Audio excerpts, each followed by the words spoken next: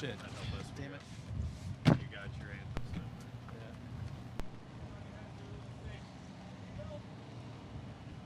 Okay, let's see. It is Joey Sylvester. Yeah. If he's making a point, that sucked about his grandfather. Yeah. I mean, it's, I won't say he's going to die someday, but you know that whole thing of, saying, hey, it's okay. I've been in that situation.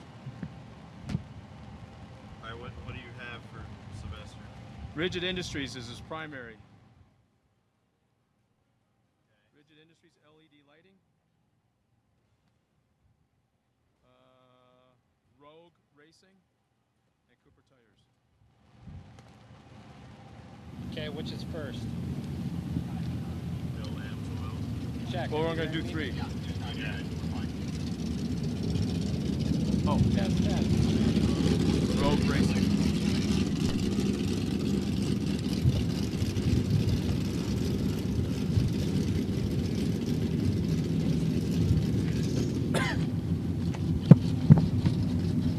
Well, this is Sturgis. You see on TV all the time where the storms have rolled in, right? It's the perfect time. But according to radar, it's not going to last long.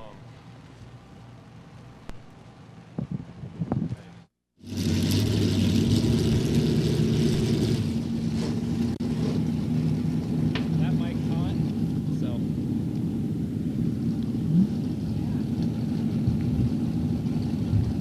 You know who's doing this vocation? Or the prayer or whatever it is? Yeah. Okay, which one? Chaplain. Okay.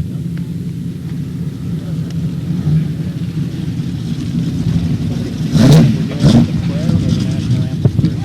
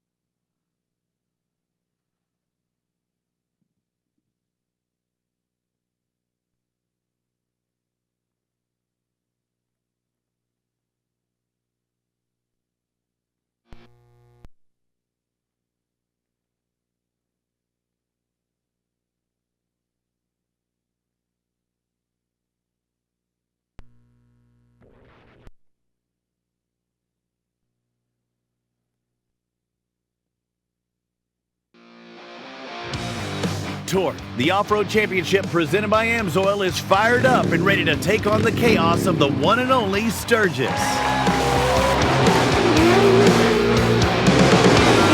This slumbering South Dakota town awakes to madness every summer with a stampede of iron horses, and for the first time, Torque is riding in with their own version of raw power.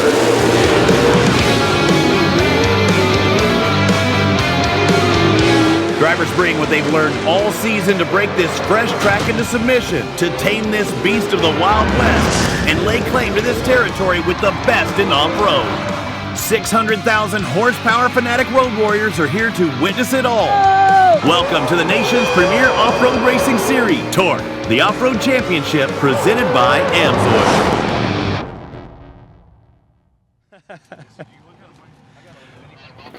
Welcome, everybody. We're here at the Battle at the Chip, Sturgis, South Dakota for the first time ever.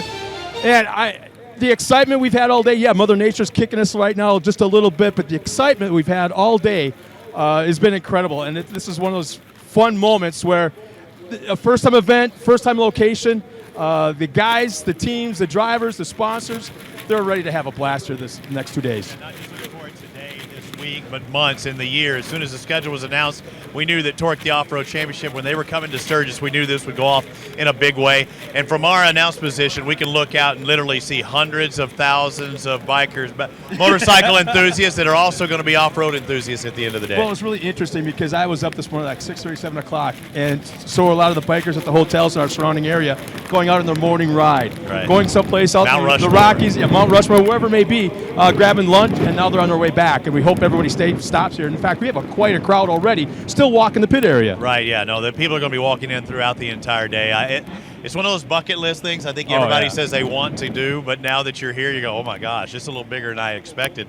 But it's going to be cool. Some talented drivers here, some new faces we're going to see in different classes today as well. Yeah, I'm going to start this off by saying first and foremost that today there's going to be history made in short course off-road racing that we've never had before. Not only are we racing at the Chip here in Sturgis for the very first time, but also as we work our way through the race classes, we're going to make an announcement, and I think it'll be pretty plain to see what we'll be talking about soon after this. Yeah, a couple of new faces. We'll kick things off with the Pro Lights, then the Pro 2-wheel drive, and the Pro 4-wheel drives. In case you're not familiar necessarily with Torque the Off-Road Championship, this is our 11th round of how many do we have? 14 total rounds. So we're coming down to these final few stops and championship battles throughout, but this is going to be a big determining point who's in the points league going to that final 2 rounds in Crandon, Wisconsin. It's rather ironic that the driver in Pro Light specifically that has got 6 straight wins, going for a 7th, is not our points leader. He's not even second in points. He's third in points. Yeah, it's crazy. It's going to be a great day, but it's about time. Well, race fans, as we turn our eyes up towards the Jumbotron and the screen, ladies and gentlemen, now at this time, if we could look up on top of the starting line, way up on top of the hill, for today's opening ceremonies and today's opening invocation, our representative for the Racers for Christ is Chaplain Gerald Aldridge. Gerald? Let us pray. Father God, we thank you for this day. We thank that you made this day, and we are thankful for that. Lord, we have an opportunity to come here for a first-time race event at this place. We thank you for Sturgis and just the opportunity to be here. We pray for the safety of each driver and the crew. We thank you for all these people that are here today to watch this event. We pray for their safety as they travel home or travel wherever they're going, to keep them safe. Lord, we thank you again for this precious day and this time. In Jesus' name we pray. Amen. Well, ladies and gentlemen, we're just a moment away from hearing the greatest song in the world about the greatest country in the world. But before we have that, now is the time we need to recognize some very, very important people. Some of the most important ones are not here with us today because they made that ultimate choice, that ultimate sacrifice, so we could have our freedom. So we come to Sturgis to the bike rally. So we come here to the Torque Series, first time ever here at the Chip. So we can do what we want to do when we want to do it. They made that choice to put themselves in harm's way so our children don't have to. So what happened just 10 years ago within our borders in New York City never, ever happens again. Ladies and gentlemen, I'm talking about our service people, serving our country within our own borders and all across this globe. They are there to protect our freedom. So our children, hopefully, will never have to do the same. Ladies and gentlemen, please, a big, huge Sturgis style of thank you. A big round of applause for all of the service people serving our country, both past and present. Oh, say, can you see by the dawn's early light what so proudly we hailed at the twilight's last gleam, whose broad stripes and bright stars through the perilous fight o'er the ramparts we watched, we're so gallantly streaming, and the rockets' red glare, the bombs bursting in air, gave proof through the night that our flag was still there. Oh, say does that star-spangled banner yet wave for the land of the free and the home of the brave? Ladies and gentlemen, sing our national anthem. The daughter of Mark Clement, one of our Pro Light drivers, it's Kendra Clement from Bark River, Michigan. I'd like to welcome everybody watching around the world online, of course through Torque, but all the fans that are here as well that are able to watch on the video board. So we'll be talking to you off-site up the hill just a little ways, but we're about to kick off our first race of the day, but this is far from our first race of the season. Oh, yeah, there's been a lot of drama built up, working our way into coming here to Sturgis. And you know what? It was just a couple of weeks ago, we were back at the UP, Upper Peninsula of Michigan, at one of the bucket list locations if you're a short course off-road race fan. And here we go with Pro Light. Yeah, the Pro Light started off, and this is our largest class of the day. It seems to be the case. The number 7 is out in front. No problems for him pretty much the entire weekend. Get used to seeing that traction 7 in front because nobody could touch Keegan Kincaid. A little bit further back, Jarrett Brooks, he has been perennial favorite, but not his weekend. He was having all kinds of problems. Always one of the fastest trucks on the track. And there's Luke Johnson, son of Ricky Johnson, pulling into the pits with right front problems. And there's one of our series points leaders early on in the season, Doug Matag, the 81. He had problems at Park River the first time we were here, and you can see he had Park River number 2 problems as well. Keegan Kincaid takes a victory on the first day. The second day, it was pretty much the same thing for him. He kept a smile on his face the entire afternoon. As the green flag waves, front row heads into turn 1. Once again, Keegan Kincaid, that tracks number 7, pulls up front, and in tow right with him is young CJ Greaves. Yeah, CJ, it's been a long time since he got that win way back at the first stop at Prem, Nevada. There's the 15 of Johnson losing a tire, Keegan and CJ getting into it, much like we'd seen the first time we came to Park River. But again, Keegan was just, he was ahead of the field, and he stayed ahead of the field. And keep this in mind, as he takes a checkered flag, he's won the last 5 races in a row, and is not our points leader. It's simply amazing. Yeah, as you take a look at those points, you see Keegan back there in 3rd, but he's clawed. In fact, we got Kelly Snyder trackside with the latest update of what's going on. Kelly? Well, thanks, guys. Standing up here on this, what was going to be the Land Rush start, but due to this new track, they just wanted to make sure we had these trucks all in one piece so that tomorrow the race fans can experience the same door-to-door banging action that these trucks are going to provide. But we have some newcomers here in the Pro Light class. Jeremy Twitch Stenberg, some of you may know him from freestyle motocross, is out here this time. First time back in a truck in 3 years. The guy practiced with the 3rd fastest time, had a first place fastest practice time, and qualified 4th against the stacked field of 20 Pro Light drivers. So this is definitely going to be the class that you want to start out our show with today. But we never know what's going to happen. We are in Sturgis. There's lots of fun and crazy things that happen, but the weather right now seems to be one of them. So hopefully we can get through these races, and then it can rain all at once. But let's get through today's races, guys. Well, thanks a lot, Kelly. Well, here's our lineup as we're about ready to take the green flag up front. On the inside, it's that Monster Energy Toyota of CJ Greaves. Alongside of him, that number 7 Traxxas entry of Keegan Kincaid on a 5-win race streak. Yeah, Jarrett Brooks in there as well as Doug Matag in the 81, Cam Reimers the 21, Jeremy Twitch Stenberg, look for him in the 88. Not the similar colors as CJ Greaves, but not quite the same. Luke Johnson starting 7th.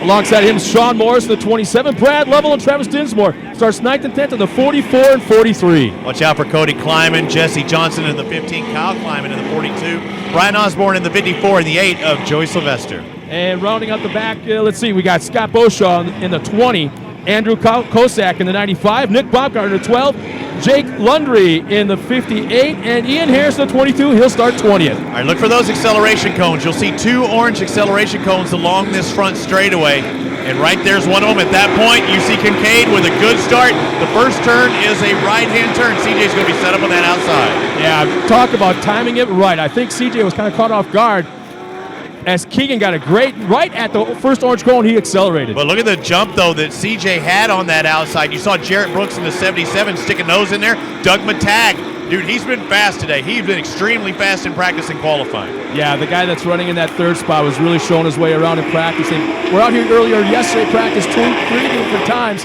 In fact, we had a couple of casualties, some guys that aren't able to run today because of the first time ever on this track, they didn't know exactly how these jumps are going to handle. Right, you see Jared Brooks trying to get inside of Matag. They're just behind.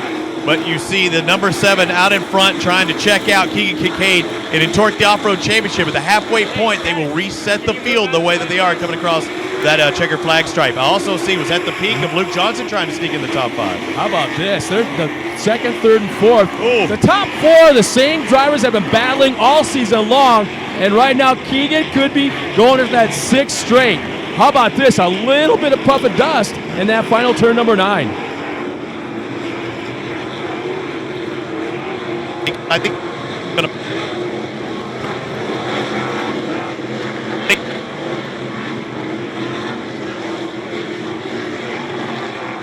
Yeah, Matag and Jarrett Brooks are teammates. Oh, look out!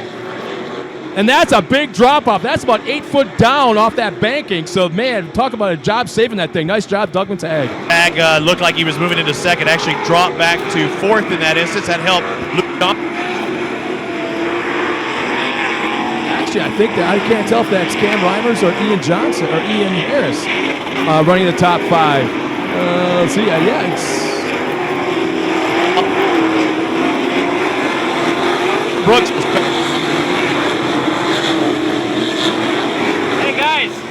Guys. Yeah.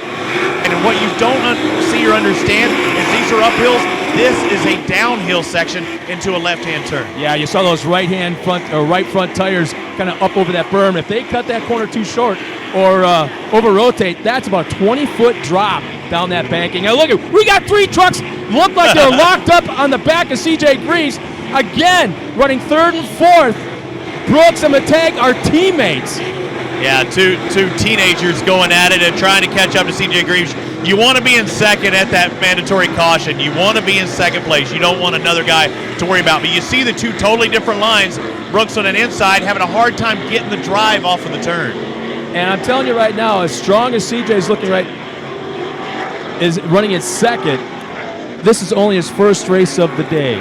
I'll drop the subtle hint right there. First race of the day for that young driver. He's going to be busy today. You see Brooks taking a different approach to this track. When talking to the drivers, I was walking around with Grant Langston, and he said he talked to some of the guys yesterday. I think the guys who race motorcycles or have that motocross background are going to have a little bit of an advantage. This looks like a motocross type track, and CJ's one of those guys, but I don't know if Keegan races bikes or not, but he looks like he's, I don't know, Ricky Carmichael right now. He's hauling.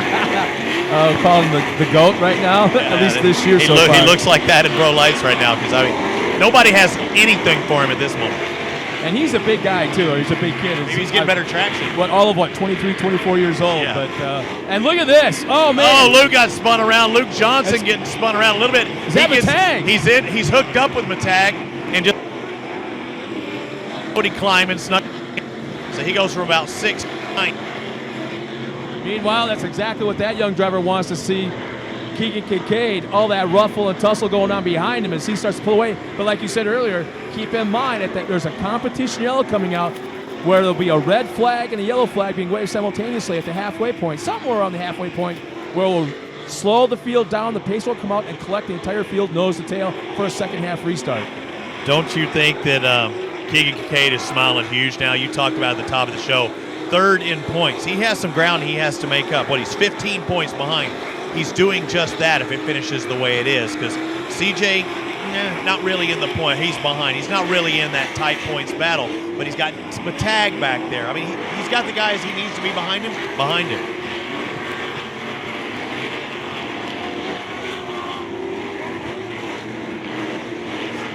So Keegan Kincaid, the 7 out in front, has 5 wins on the season in a row. Not just 5 in a row of trying to get it going on right now. And he's trying to check out, but you don't want to use up the equipment too early. Yeah, I don't think, Scott. Take your time, keep that gap, and save a little something for the back half. Oh, yeah. This sport is, up until about 8 years ago, didn't have a competition yellow, and we would have to basically deal with, once in a while, runaways. Well, it was instituted the competition yellow. Nobody liked it. The fans didn't like it at first. The racers certainly didn't like it at first. But then, all of a sudden, we did it anyways, and it all of a sudden they didn't like it, and we did it anyways. Yeah, exactly. Is what happened, and everyone fell in love with it except the leader.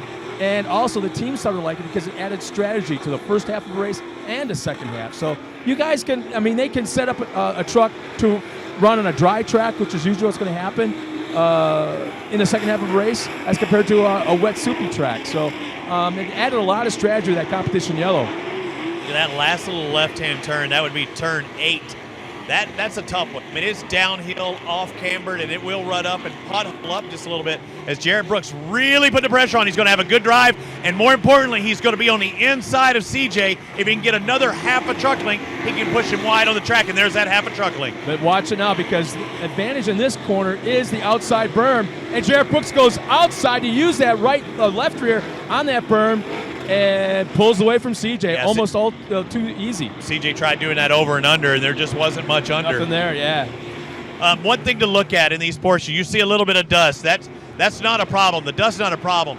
Clumps of dirt, rocks. This is fresh virgin soil here in the Black Hills of South Dakota. There's a lot of guys in the Midwest, back in Michigan, Wisconsin, Illinois, and Minnesota that love to have this black dirt out there in those fields, because even right across the street they got cornfields. This is great, fertile land right here. Right. But one thing about this, and when I got to drive around the track a little earlier, is it will pothole up. You don't see those rolly, braking bumps or acceleration bumps. You start seeing holes, and the equipment, the cat equipment will go out there and refresh the track. But that is a factor you have to deal with as a racer. It's just part of the track. And this area, having never been used or raced on, we'll say, there's rocks underneath the surface. When they were still building this track. Arrowheads, rocks. There's boulders that were the size of some four-wheelers out there they were pulling up here the last couple days. Yeah. And as CJ comes to us, it looks like it might be are we at the competition? Yeah, this might be the comp yellow, yeah. Yep, it is. If not, he was struggling. But you see the field right there. That's how they'll stack up. You see the 7 out in front of the 77, followed by the 33. We'll step aside for a minute and come back with the pro lights here for the second half. We had these torrential downpours, and these trucks are not designed to have another 2,000 pounds of mud put on them. And then you pack the radiators tight, the tranny gauge, the water gauge, the oil gauge, everything's pegged. The AMSOIL product came through for us and kept the rear end, the transmission, and the engine all running fine. And I tell you what, we were ready to go for the next day and pretty proud of it.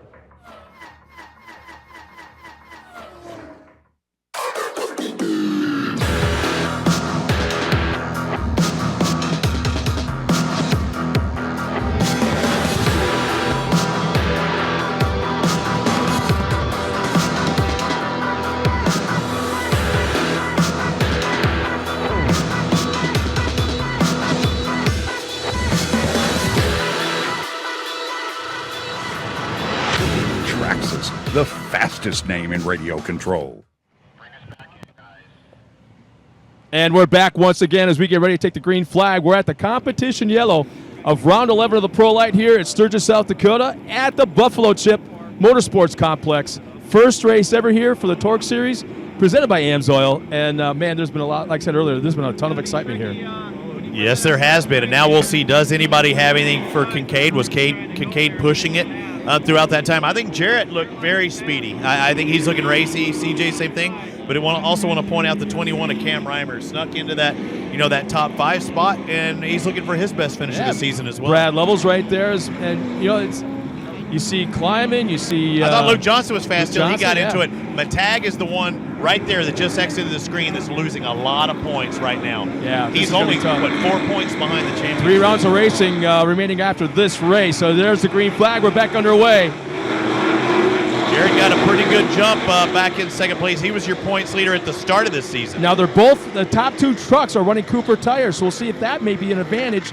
Maybe one guy's running a different cut than the other. I don't know, but right now it looks like the strong tire on this track are Cooper's. Cooper Tire Nissan out in front, the number 7 with his 5-win streak, and that Traxxas number 7. That's up there right now. Could it be 6? That would be unprecedented in Torque the Off-Road Championship, I believe. When we move to Pro 2, we'll see CJ Greaves with a 4-win streak in that one. These 2 guys, the last 2 rounds, nobody's been able to touch them. Yeah, it's kind of makes you scratch your head a little bit. And keep in mind also, in this class in particular, they kind of clamp down on some of the rules that they haven't, I don't want to say haven't been enforcing, but haven't really paid too much attention to, or haven't caught any of the drivers with doing some head work on their motors. And right now, this weekend, they said, okay, flat out, you got these heads, you got to get rid of them, you got to go back to what the rules say they are. Look at this, we might have a change for the lead. Remember, this is the same thing Jared Brooks, he lost a little bit of drive there. He was setting up, he found that last turn number 9, that inside worked out really well, and that's how he got by CJ Greaves a little earlier. Now watch Keegan Kincaid's truck. When that back he went too wide, he's going to lose it. Just about off that berm, and here comes Jarrett Brooks to the inside. That may be all he needed. Now we'll see if Jarrett Brooks has got enough to pull away from Keegan. It's one thing to be out in front, but once you get past, you have enough to stay there. In this section, watch for holes. Watch them to try and take a different line. Right there, you see the truck of Brooks just getting kicked up just a little bit. There's little subtle nuances. Watch the front end. Watch that suspension have to work. When the suspension's low, whether it be on the front end or the back end, that's where they need it. They need to basically squat the front of that truck to make the corners, to get the front tires to grip. Also the same with the back. When they accelerate, when they nail that throttle, the back of that truck squats down real low. That's when they get the traction off the back tires. And you see that right there with Jared Brooks. Jared Brooks would be the points leader once again if he were able to win this race. He took that inside line. I think he kind of let Keegan Kincaid know, hey, I'm a little bit faster here. Now Kincaid can maybe move that or do that if Brooks decides to take the outside later on in the race. Another one of those young drivers, but there's Keegan Kincaid once again. He's not going to make that mistake again. You see him take a little bit tighter line to the inside. We got a truck off the track there in turn number 1. It looked like one of the Sleeko trucks. I'm not exactly sure if it's Travis Dinsmore or Nick Baumgartner, but one of the two. Oh, nice. Off the track. How about that? Oh, that was perfect. That was up on 2 wheels, but totally under control. Yeah, and those outside tires were gripping. They wasn't on 2 wheels and wanting to high side. They were just clawing for traction. That was perfect. Greaves back there running in third. Kincaid trying everything to reel in our leader. Once again, that's Jared Brooks. And I cannot emphasize enough. Oh, bicycles are on sale. That I don't know if the mics can pick that up, but they got a shooting range right across the road here. There's some guys shooting off. Yeah, some guys shooting off a 50 cal right now. Yeah, they have, I think, free machine gun shooting. Whoa!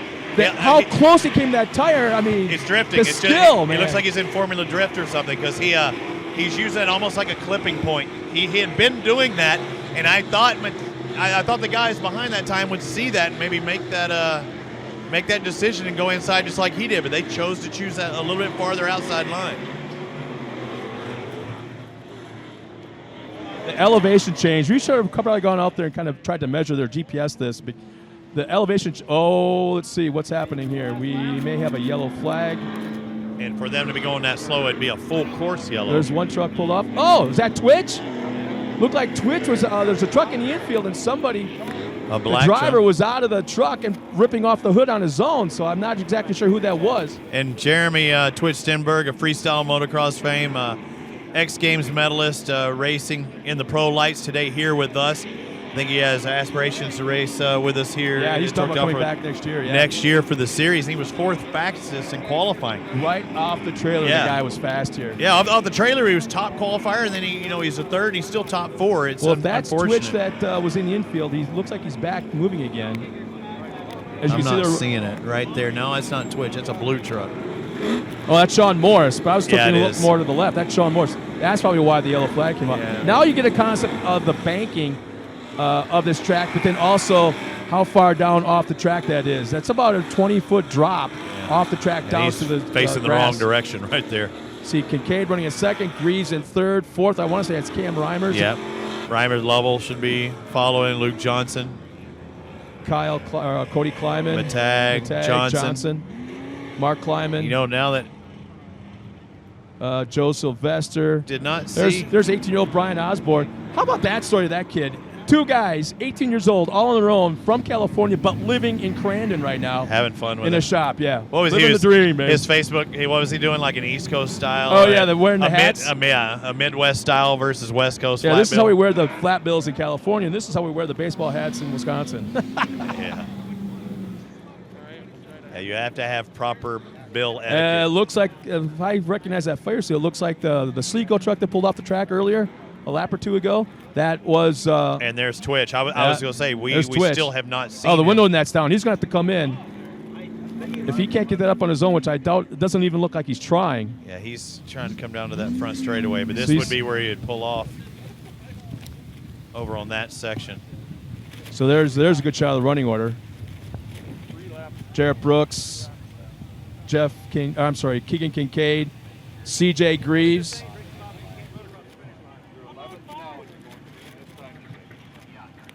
Now's when it's kind of cool. I wish I was inside the truck, or at least had a radio. I always wish I was inside that truck. Just listen to the communication going on between the drivers and their spotters. Meanwhile, we should mention the spotters have not a bird's eye view of this racetrack. It's an eagle eye view way at the very top, very top of this hill. They're going to have a hill climb event here just to our right later on this week, a North American hill climb event. I saw Team Peterson lined up over there to the side. They're the bad boys of the hill climb. A small hill for them this week. It's nothing like the Widowmaker, I'll put it that way. Well, we're going to see right about now if we got a left-hand turn, and the straightaway and a right-hand turn. Turn 9. That turn they're just exiting, though. I mean, That's there's off camber big time. Yeah, off camber, and you saw those little Jersey barriers or whatever piled up to it, and then a big drop off on that side. But you've got to get it right. I saw Ari Leindyke Jr. two-wheeling it over in that section, but that's one of the toughest corners, I think. But we've seen him do that at every week. Track. Yeah, that's part of the program. Here we go, back to the green. Jared Brooks controls the field. Now watch your eye. Watch for that first yellow cone. As soon as Jared Brooks hits that first yellow cone, he can accelerate on his own anytime he wants. Look at up Keegan. to the flag man. There's that yellow cone. Keegan's all up in his business. Good timing. Yeah. Great job by Keegan Gate. He's actually going to land in the back of him. There's our flagman waving the green. So, That's Space Desney out of Crandon. Oh, man. I told you, he's going to get there it back. It is. He upset the suspension so that Brooks goes the outside, but Keegan could not get anything to stick on the inside line. I think as long as you stay inside that berm, that's the fast line. It's if you get those two wheels popped outside that berm, you're done for. I haven't really seen anybody make any passes except for that one corner, though. And now keep in mind, this track has never been raced on before, so this is like a virgin dirt, I guess you could say, that isn't really worked in yet. Learning, you see right there, Keegan Kincaid trying to take that drastic inside line where Jarrett was farther outside. Yes, inside is shorter, but sometimes, especially with an uphill, you have Brooks to have momentum. Slowing? Or is there another yellow flag It out? looks like another yellow. Oh, Sean Morris is still hung up. And again, we don't have line of sight to almost all of the course. The left-hand side of the course, we can get a blink of them. So we are doing this again through our cameras and camera work that's high above. I just wonder. I mean, they already knew that Sean Morris was there, so I'm wondering if they didn't like the restart and just waited half a lap to throw the. They got a green. When you don't like the restart, throw some other green, right? So we're going to do it one more time. Yeah, I don't know what happened there, but I do know that Keegan was all up in Jarrett's business. Oh, gosh, And then Jarrett made one little hiccup somewhere on that straightaway, and I thought he was going to land in the back of him. And it was Keegan who got the bad end of that deal in Charlotte? Yeah. Mark Make is a mistake like that. So, I see somebody in the hot pits. 2, 4, 6 spot back. That's Doug Matag. He might another spot. Off-Road Championship, we kick things off with the Pro Lights. That's what's out there right now. It's good to see him, though. Yeah, yep, it sure is. The elder of the clan, right? Yeah. All right, so let's see again. Remember, the 7 was all up in the business of the 77 earlier and got a great jump. Let's take a look at this. The second half, we had a caution flag. Here we go. Look at Keegan right on that bumper. There's a good jump by Jared Brooks, but right around here is when he lost it last time. Keegan gets good mid-range drive. Yeah, I know that Kincaid's had a lot of work, a lot of testing done with torque converters. So he's got the gearing figured out, but then, oh man, that corner's been biting him a little bit. Yep, and CJ Greaves just behind trying to move into second. Jared Brooks, Keegan Kincaid, CJ Greaves, Cam Reimers, I believe, in fourth. So he's moved up a spot. We watch Jared Brooks work his way around. Kincaid, Greaves right there, Reimers, Matag. Did I see Matag in the top 5? I think you did. He's fast. I don't know what to say. If he did, that means he got by Luke Johnson somewhere in those first 2 turns. And yes, I believe that is. And Johnson drops back 2 more spots. Oh, Brooks is airing it out big time. You got to understand there's 2 jumps going down that hill into that left-hand off-camber turn. And they really skied off that first one. More importantly, you see when he's sky going downhill, he decided to take that inside line. If you go inside in that left, it's going to take you wide. We know what's outside of that wide left-hander. Nothing, a big drop-off. So he has to hit it right each time. Turn 1, real tricky. Here comes Kincaid now. Went from about 3 truck lengths back now to about a truck and a half.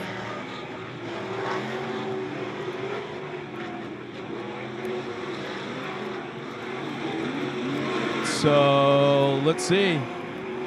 Looks like Reimers may have gotten around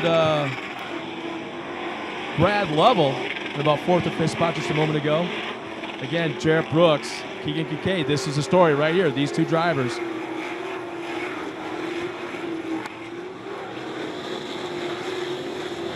And we got another truck on its side. I'm not exactly sure who that is right there. Right at the entry of that right-hand corner. Oh, man, they're 3 wide to the corner. Brad Level, Luke Johnson, and Cody Kleiman, as there's a big-time battle a little bit further back. There's Brian Osborne now going after Jesse Johnson. Osborne will go inside Johnson to that left hand off. Cannot emphasize the angle of off-camber that is. Yes, and the downhill heading into it. And Jesse Johnson having some problems going down. And another yellow flag, it looks like.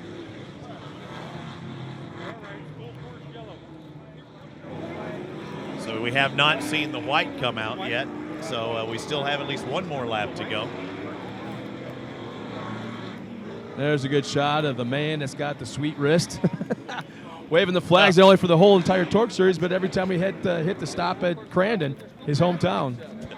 Is that what he's going to put on his business card, the man with the sweet wrist? Yeah, or we can call him Faye Sweet Wrist Stesney.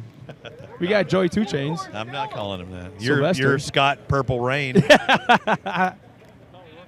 Oh, no. Is that Ian Harris? Yeah, that's Ian. His teammates haven't get it. He must have some hot water or some flame going on there because he was trying to get out of there in a hurry. No, see, Ian Harris is really tall and skinny, so. Ooh. Well, yeah, we got that on camera.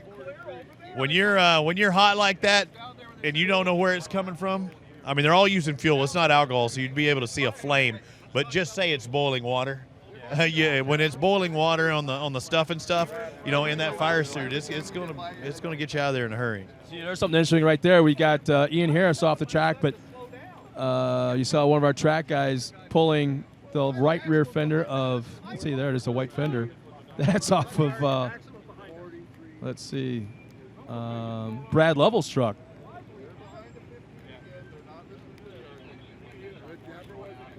Good thing he parked it or threw it next to that M's hole, so starting to see I some guys dropping out of this field. Yeah, I think we're seeing a lot of 20 to start. A lot of action like this due to the reason there's a lot of these teams. None of these teams have any notebooks or anything to rely on as far as having run here in the past. It's talk about a level playing field for every single team. No one has ever tested here. No one's ever raced here because it's a brand new track. So everyone starts from scratch. And I think it's also a racer's track. You're not going to be able to hold it wide open on this track and power your way through these turns. Oh, wow. It's not going to happen. Look how Sean Morse is absolutely buried. No wonder he couldn't get out of there. He is up. Oh, and the left front is pointed in the wrong direction. So, yeah, tough break for. I thought they'd be able to pull him out to this side, just pull him down that hill. But yeah, this is not Bark River's This fast. is like a Glen Helen motocross outdoor nationals track. Yeah, but with the uphills and down, not near that aggressive or that steep, but yeah, compared to what they've seen this year, it is like that with all the holes, but we haven't seen that many off-camber with steep downhills. If you did, there was smooth. Here we go back for the start. Here comes up. Not quite as severe of a start for Kincaid as last time. Still right there, though. Now you're seeing Doug McTagg back in fourth. That's the guy to look for. Remember, he's second in points. He's in fourth place just behind C.J. Grease. Jarrett Brooks, the series points leader, is trying to hold off Keegan Kincaid. Kincaid going to the inside, but this is Jarrett's best turn. He hangs that front tire, that front right, over that right inside. He makes that truck so wide. You couldn't even pass him on the outside if you wanted to. He's got that thing pitched sideways so far. He makes up ground in that, and that's a tough turn. There's a rough Foreman right there. Oh, McTagg! He goes outside of C.J. Grease for third. Who says there's no passing zones in this track? He just showed you that there is.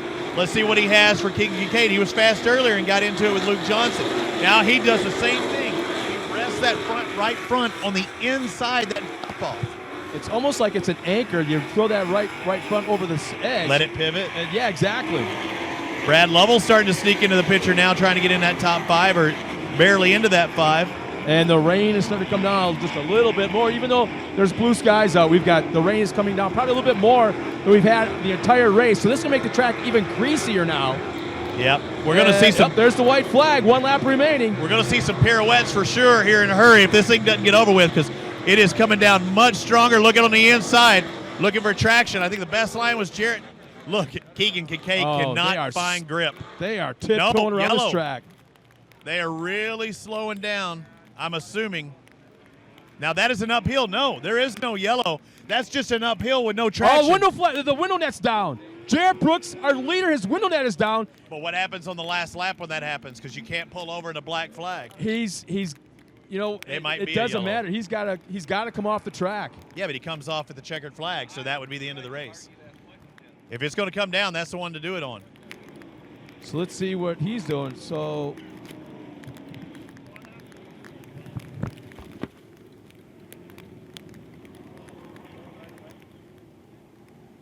was that the checkered?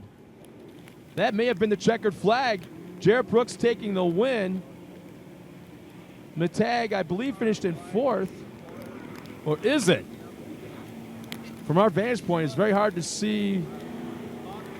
But we've got a bunch of trucks on the track. There goes Matag.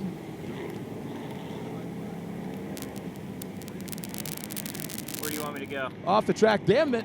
Was that the checkered flag? You know what? I believe that was a checkered flag, as we got all kinds of safety vehicles and track crew on the track. So Jared Brooks will take the win. So the white must have been the checkered, or they counted those. They counted those laps. We'll try and get some word, and our girl Kelly Snyder's down there with the scoop. Hopefully here in a little bit. We're gonna step aside for a little bit. High fives for Jared Brooks. Emergency safety crews depend on their gas-powered equipment to start when they need it. That's why they use VP small engine fuels, formulated with no ethanol to prevent fuel system damage and ensure easier starts. Designed for both 2- and 4-cycle engines. Try VP small engine fuels for your gas-powered tools so they'll start when you need them. Order online at homedepot.com or visit your local dealer.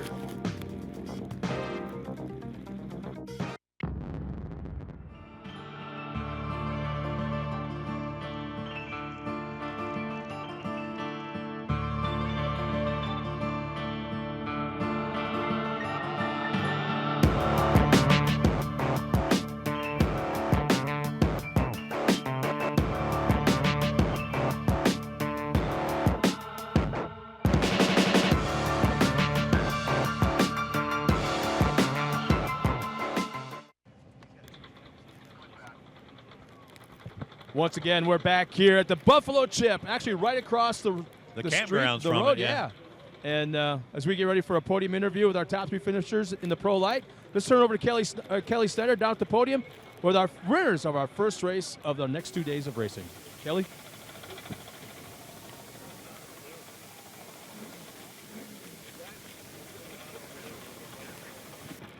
There. First time here on this track. How slick was it, Jarrett? What a great race that was, but really difficult to just stay on all fours, I bet. Oh, yeah, that last lap, I almost threw it away. I felt the rain come down on my visor, and I did just try to hold it together. I knew Keegan was just going to be right there, and the track was just awesome. These guys put really good effort in this track, and this track's so much fun. These Cooper tires were hooking up in the rain, and just it was a blast. I'm pumped to get this win and finally stop Keegan from his streak. And Synergy Electric, Maxima, Fox, and COD, my whole family, and Cooper Tire, and everyone who helps me out. Thank you. Well, guys, we'll catch up with second and third right after this, but give it up one more time for our first place finisher, 16-year-old Jarrett Brooks. Thanks a lot, Kelly. And there's a beautiful shot of the racetrack as we look, I believe that's west by southwest, with the mountain in the background, the Black Hills. And you could get a very good concept of the black dirt that's here. If I was a farmer, this is the kind of stuff I'd want in my property. Yeah, I like the loamy. I'm a loamy guy. I grew up with black dirt, like black gumbo dirt around Dallas. It's no fun on my end. Not for motocross tires, at least. But you see the cat equipment down there reworking it. Well, once again, let's take a quick break. We'll be back with our second and third place interviews with Kelly Snyder at the podium. And like I say, we'll be back in just a moment.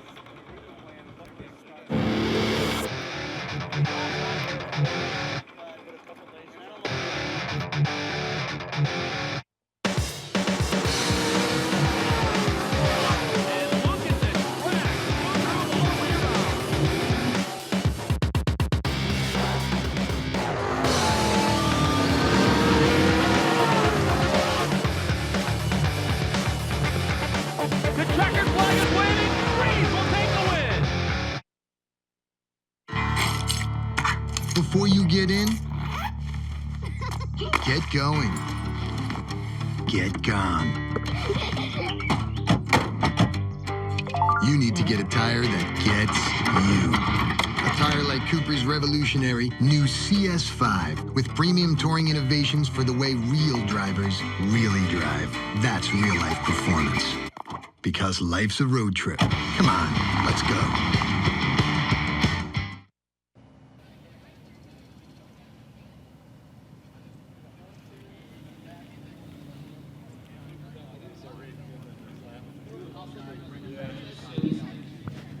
So here at the Buffalo Chip in Sturgis for Torque the Off-Road Championship, the pro lights have just completed. Kelly Snyder is down with our podium winners. Well, thanks, guys. I'm going to make this short so we can see the rest of the races. Talking about the rest of the races, Pro 2 for you. You really got a good feel for how that track's going to be and how those tires need to be going onto the track for the next race, right?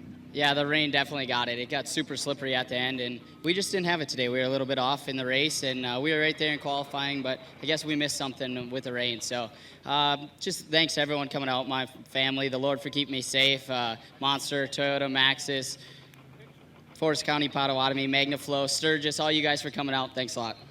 Well, for the Torque followers, they know that they've been anticipating this Pro 4 CJ for the first time in a race. What are these fans going to expect with you racing all 3 races? What does that take from you?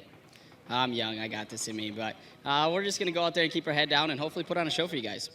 Well, guys, give it up. 3rd place finisher, the Monster Energy Toyota CJ Greaves. And moving on over, he had 5 Pro Light wins in a row, but this 16-year-old ended that streak. But you were putting it on Jarrett. You were really trying to make the pass. How tough was it out there to get past him? You know, it started raining early, and it let up a little bit, and I made a mistake in this turn 1 over here and let Jarrett by me. And, you know, that's what you need to do to get a pass here, and Jarrett took advantage of it, and he didn't make a mistake to let me back by. But, you know, can't thank my team enough. You know, we were a little bit off in qualifying and stuff, and we're just happy to be up here again. You know, give it up to Jarrett for ending my streak, but Cooper Tire teammate up here, and this Traxxas truck has been running good. You know, all these races, all the last 6 races have just been on point, and you know, hopefully we can step back up there. Well, your dad races a Pro 2, and he had a pretty bad crash in yesterday's practice run. You're going to be filling in for him in Mike Jenkins' Pro 2. Are you excited? What are your feelings about that? Oh yeah, I'm definitely excited. You know, it's a new adventure for me, and definitely a different animal than a Pro Light, and I'm pretty comfortable in it already, and I can't wait to get out there and battle with guys like CJ and Chad Horde. And compared to the Pro Light, these trucks are unlike anything these fans have seen, right? Oh yeah, you know, the Pro Lights look rough compared to what you're about to see, so stay seated, and hope we put on a good show for Sturgis out here. Well, guys, give it up. Your 2nd place finisher, Keegan Kincaid. And once again, the man on top, Jarrett Brooks. Just tell us about what it's like being out here at Sturgis as a 16-year-old. This probably isn't an experience racing at the chip that normal 16-year-olds get to have. Oh yeah, I would have never thought, you know, us racing at such a big event, and to come here during bike week, you know, that's awesome. And then these guys built an awesome track, and then to come out here and win in the rain, it feels pretty good to be back up on top spot, and Keegan's streak. So, you know, the team Cooper Tire has always been on top this year, so can't thank them enough. Maxima, Fox, Replay, and Rigid, and my whole team, you know, COD, my family, and just everyone who helps me out. I'm super pumped to get this win again. Well, congratulations. Guys, give it up one more time for our Pro Light podium. In 3rd place, CJ Greaves, Keegan Kincaid, and the man on top, Jarrett Brooks. Once again, congratulations to our top 3 finishers. And there's the best part of finishing a top spot. Yeah. Attaboy, Jarrett. Taylor and the Traxxas girls. You're 16 years old. Enjoy it. And we got to see it here. You're in my blindness thought that was the white flag, but he saw checkers, and it sure like he was still pushing after. You're taught to race through the checkered flag. He definitely did just that. Oh, well, you know what? The interviews are done. Celebrating is going to go on just a little bit longer, but in the meantime, let's take a quick break as we get ready for our next race of the afternoon, and that is Pro 2.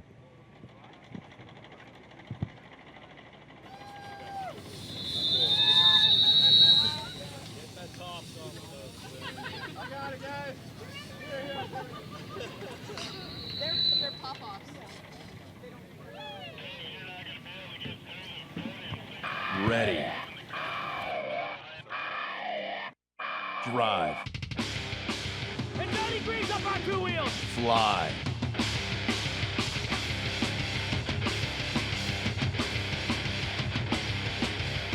Dominate.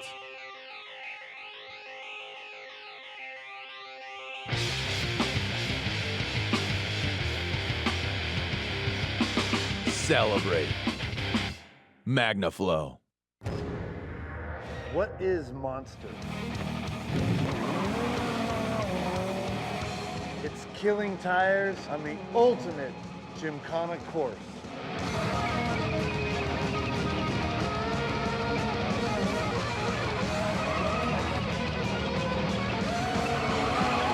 I'm Ken Block, and I am Monster.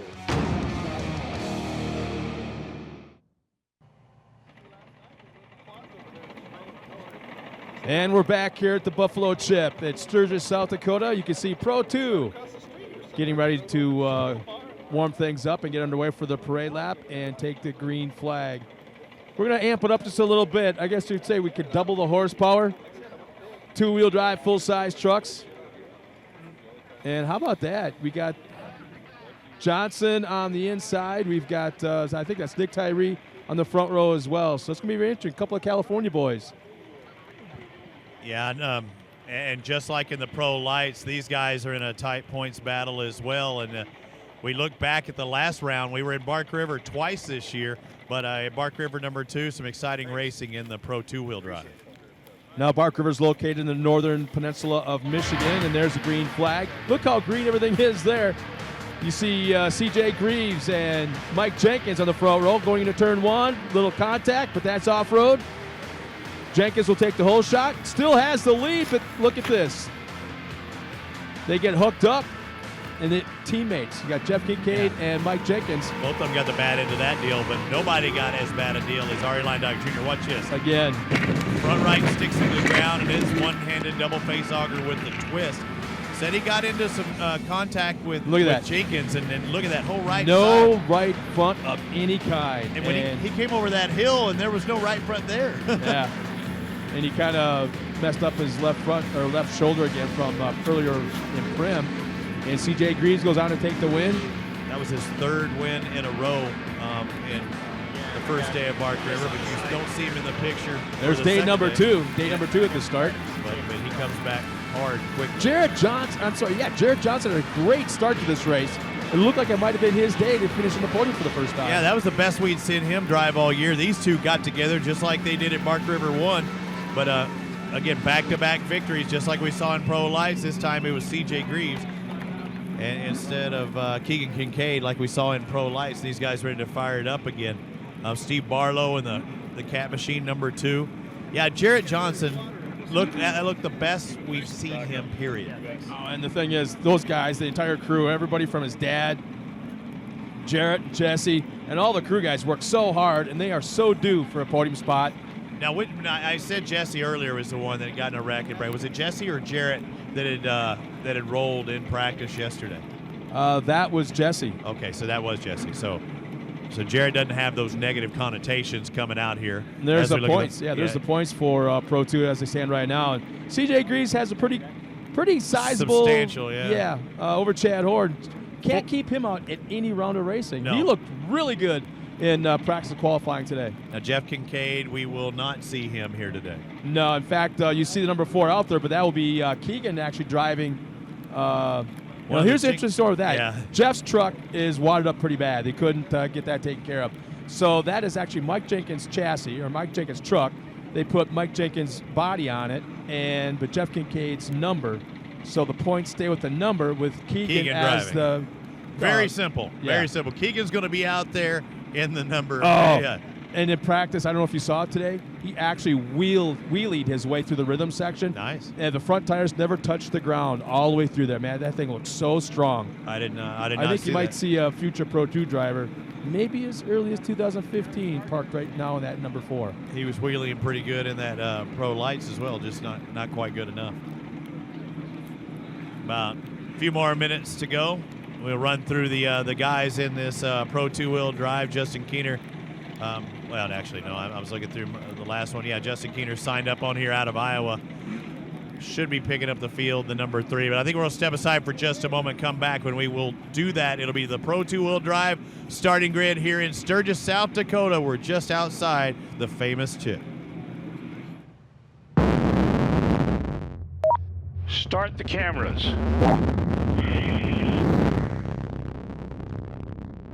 All right, stand up on the exterior step. Hold on, I'm going over.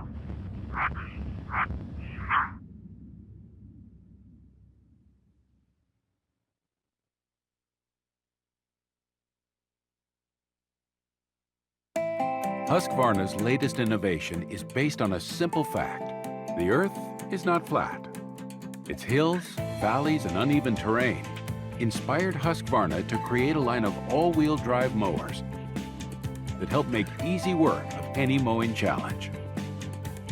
The Earth isn't flat, but with a Husqvarna all-wheel drive mower, it sure could feel that way. Find the all-wheel drive mower at your local Husqvarna dealer and Lowe's. AMSOIL, the official oil of the Torque Series. Whether you drive off-road, on-road, on the trail, or on the water, AMSOIL is for any engine. Visit AMSOIL.com to learn more. AMSOIL, the first in synthetics. And as you look around this racetrack, there's one piece of equipment, one brand, and only one brand that could pull off building this racetrack the way it was, and that is CAT. If you operate skid steers, wheel loaders, bulldozers, or backhoes, if you do, well, do what Torque did. Rent or buy dependable CAT equipment and generators from your local CAT dealer. With a location near you, Caterpillar offers the most productive and fuel-efficient equipment on the market today, and at a price you can afford. And don't forget about Cooper Tires. They are an official series partner of the Torque Off-Road Championship. Stop by the Cooper Tire display where you can find free t-shirts, hats, backpacks, and more. You can also win a set of Cooper Tires by following all the live updates on Twitter at Team Cooper Tire. It's all brought to you by Cooper Tires. Life's a road trip.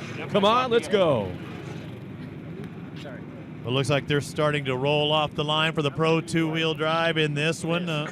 Starting back in 10th, Justin Keener out of Iowa on that Champs Pans Maxxis Tires Chevrolet. Jesse James out of El Cajon, California in the 55 on the Cooper Tires machine, one to look for. He's also got Jesse James firearms on the side of that door, so that's going to be kind of cool to see. Andy Zipper's out there in the Cooper Tires entry, number 76, and Ari Leindyke Jr. in the Gunk Genius Tires, Cooper Tires, number 25. Series points leader going to be starting in 6th, the number 33 out of Wisconsin on the Monster Energy Maxxis Toyota. CJ Greaves has won 7 out of the 10 races so far this year. Keegan Kincaid is out there for the first time in a race in a Pro 2, running for his father in the number 4. Traxxas Cooper Tires, CrandonOffroad.com entry. Chad Horde out of Felch, Michigan. Always strong. Keep your eye on that Boss Snowplow AMSOIL Maxxis tire number 9. Steve Barlow on that CAT entry number 2. Look for him out of Temecula, California on the CAT Realtree Outdoor Energy Maxxis tire 4. Jarrett Johnson, another one to look for. He'll start 2nd in the 74, also out of Southern California, out of El Cajon, and that Husqvarna Chevrolet Maxxis tire entry. And finally, the independent. He's been struggling all year long, and there's nothing more that kid would need than to get on the podium here this afternoon. Out of San Diego, driving the Tyree Motorsports Diffenbach Construction Maxxis tire number 91, Nick Tyree. So they'll take the shortcut down towards that front straightaway again. They have to wait inside that acceleration zone. I got to throw it out right now for some of the fans that may want a rain poncho, or I believe it's basically a garbage bag with a hood. Yeah. But there's a Dan Vanderbilt, the Flying Dutchman, has got a whole bunch of those things. So if you're sitting out there and looking for something to stay dry with, go on the far right corner, just adjacent to the food USAC trailer. concessions. Yeah, there you go. Right near the, I think he's across from the food concessions almost. So Vanderbilt's got some of those rain ponchos for sale. Also want to give a shout out to Ron Stukenberg, enjoying his retirement up there in the hills of Tennessee. Former motorsports director for Nissan. Wish you could be here, Ron. Miss you at the racetrack, but I hope you're enjoying yourself sitting in front of the fireplace probably up in the hills of Tennessee. He's wishing it were that cool, I'm sure. Right, it's probably hot. Nice and cool here. What, temperature in the 70s? It's absolutely perfect right now. Now keep your eye on that first orange cone as Jarrett Johnson controls the field. You got Nick Tyree alongside. Green flag is out there.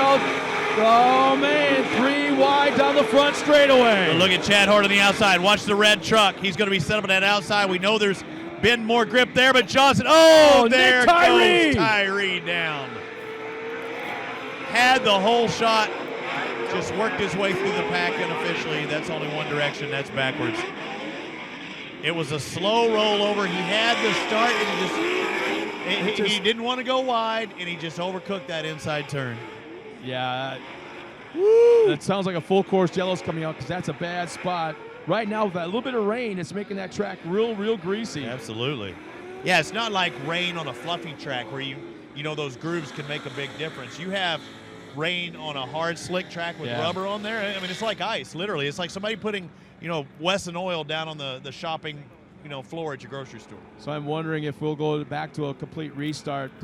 Like you said, it looked like a very slow, gentle rollover. So if they get Nick Tyree back on his wheels fast enough, he may be able to get fired back up and get back in this race, which would put him back on that front row.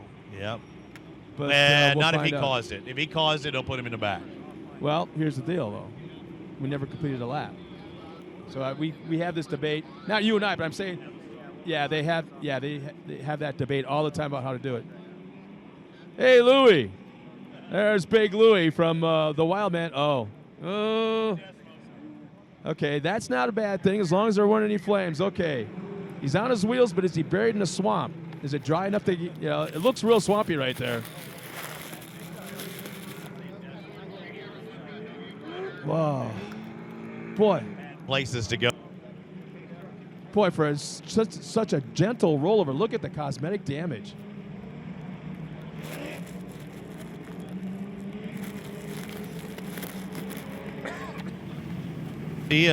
Where he gets to end the one.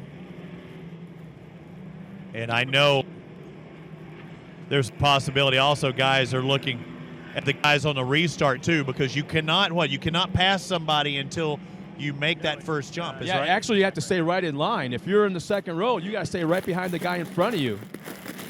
And you can't pull out. You can't even peek. Right. That's a big thing. They always say you can't even peek out the side. So now we'll see if they're going to allow Nick Tyree to retake that front row position. Looks like everything's just cosmetic. I mean, that's a very loamy, very soft spot where he rolled over. But, gosh, now he pulls off the track.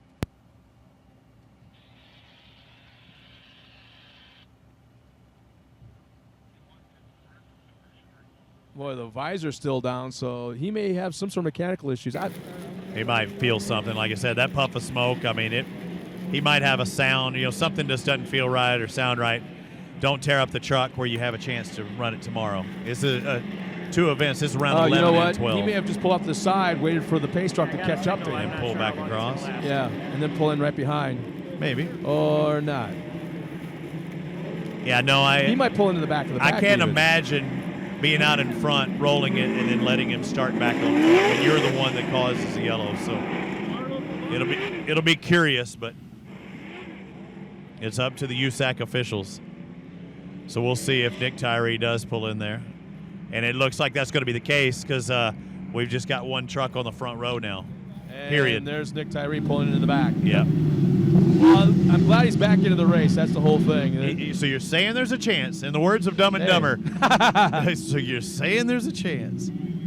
That's all. That's all. 1 in 10 million. Yeah. So you're saying there's a chance. So now they get to go side by side. Steve Barlow got the better end of that deal. Yeah. Nice jump by Jarrett. Got to stay. A little bit of advantage. So we've seen Keegan Kincaid on the inside of that second row. Chad Hort, who got a another good push. Jump, and another over. Stay on it. You're still going to come out in front. No, but still staying on it. Good job by Johnson. Pulls out just in front of C.J. Greaves. Now it's a side-by-side battle. Keegan's learned something. Keegan, yeah. Keegan learned something in that pro light race. Guaranteed. Oh, yeah.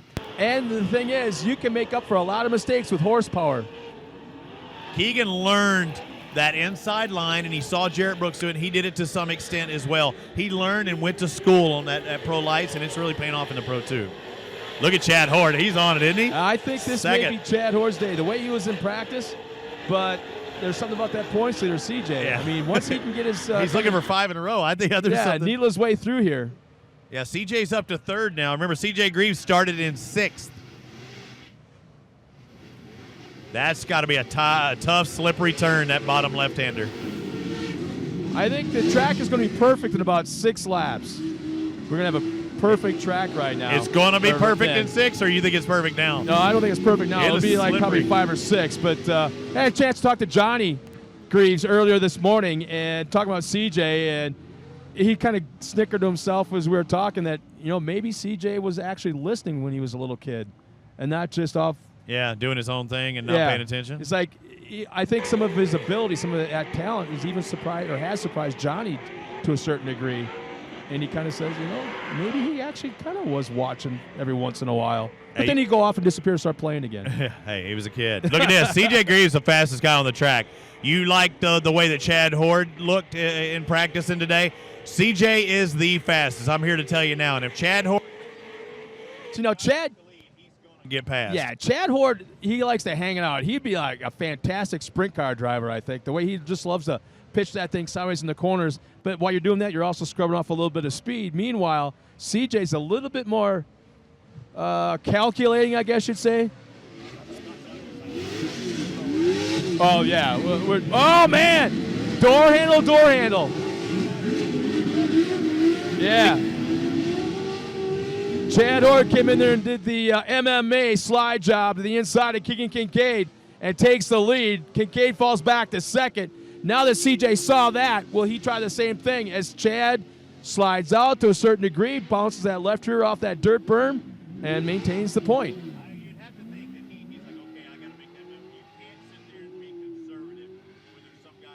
By you because you're being conservative. I think that was his time to pounce, and he showed that he was fast, just like you'd said, but now was the time. Look at CJ trying to square it up early and take those inside lines. Yeah, I was about to mention CJ right there because he's been in one race so far, but on one podium. He's in a second race. Can he make it a second podium? Because for the first time in short course off-road racing history, one driver will be in all 3 pro classes, and today will be that day, and it's going to be CJ Greaves.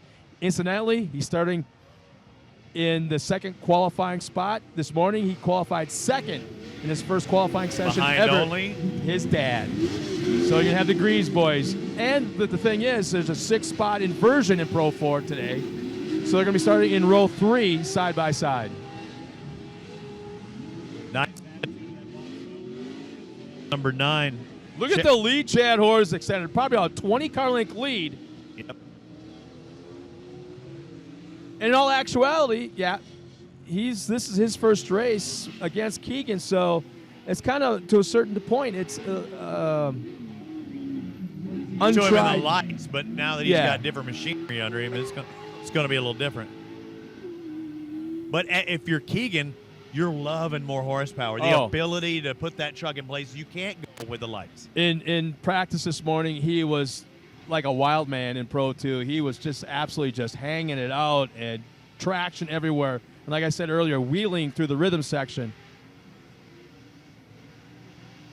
At this point, I'm kind of thinking CJ maybe uncharacteristically for a young kid showing a lot of patience. I think he's going to play that halfway point flag. I don't think he needs to get in second place because I don't think you can hang where you're at now. He'll go for it if the opportunity's there, but he's not going to make the opportunity, Chad Horde maintains the lead in that Boss Snowplow Amsoil number 9. Going through turn number 1, has bitten just about every driver out there at one time at least. Just tiptoeing through that corner. I predict a change in that corner overnight before tomorrow's racing. I mean, that's an instance, though, I think you've just got to be aware and you've got to adjust to it. I mean, the times we saw them go over, it's been their fault. Oh, yeah. I mean, they weren't pushed or knocked over. They just overcooked a turn. That could happen anywhere. I think there has to be consequences in motorsports like this. You have to always have consequences. There's nothing of problem on the outside of that turn. You just got to pay attention. Well, if nothing else, I might make it a little bit wider. But maybe. We've seen passes there. Well, the thing is, they have to tiptoe to that corner to such a severe degree that it kind of takes away a ton of their speed. It's almost like we're ice racing right now instead of dirt racing. Oh, definitely when it gets slippery. Yeah, you're just trying to Man, our top 3 trucks all push at the entrance to that final corner, turn number 9. as Keegan, his first race ever in Pro 2, subbing for his dad, Jeff Kincaid. Did you have a chance to look at his truck after yesterday's wreck? No, I heard it. Yeah, he's a big guy. Pretty. I kind of wonder how he got out of that thing. It was pretty bent Carefully. up. Yeah. Carefully. So are we seeing the patience out of CJ Greaves, the kid who's won 4 in a row in the Pro 2-wheel drive division? So is that the case? He has a points lead, but you know he wants to win. He wants to keep that streak alive. And it's a lot easier to keep that streak alive if he moves into second before this competition. Caution is going to be coming out here shortly. Yeah, the corner, you watched a great shot of CJ. He had to set the brakes up like 2-3 times in that last corner to try to get that truck to rotate. So right now he's still trying to figure out how to get that back of that truck out from behind him to rotate to the corners. Meanwhile, Chad Horde, sprint car style, hanging it out. A little bit of push for both Keegan and CJ in that CJ corner. had big push. Yeah, he went way outside in that corner. Yeah, when you go inside like that, you only have outside to go. You're outside, you can maybe give it a pivot and dive underneath. There's the competition caution.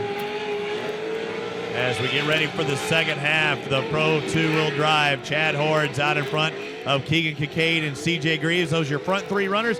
We'll see how the second half goes after this. I'm one of the owners for Total Chaos Fabrication. I'm also one of the drivers. We have to test our equipment. You have one opportunity to nab the money shot. I have to believe that it's going to be accessible and it's not going to fail on me. We'll travel with equipment like external WD hard drives. We have to trust that the equipment's going to protect our data. I have to believe in what I'm using and I have to have trust in it. As the velocity of change in the world increases, so does the promise of opportunity. For over 86 years, we've stayed true to the belief that if you put quality in, you get quality out. No matter the job, our equipment is built for it. No matter the ask, our dealers are up for it. No matter the challenge, you'll be ready for it. Build on a company that's built for it.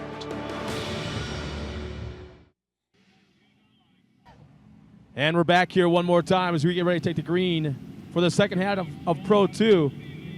I want to take a quick look at the front end of Keegan Kincaid's truck. There might be something wrong with that truck, as I don't know if it's an optical illusion per se, but it looked like he had a little bit of a toe in.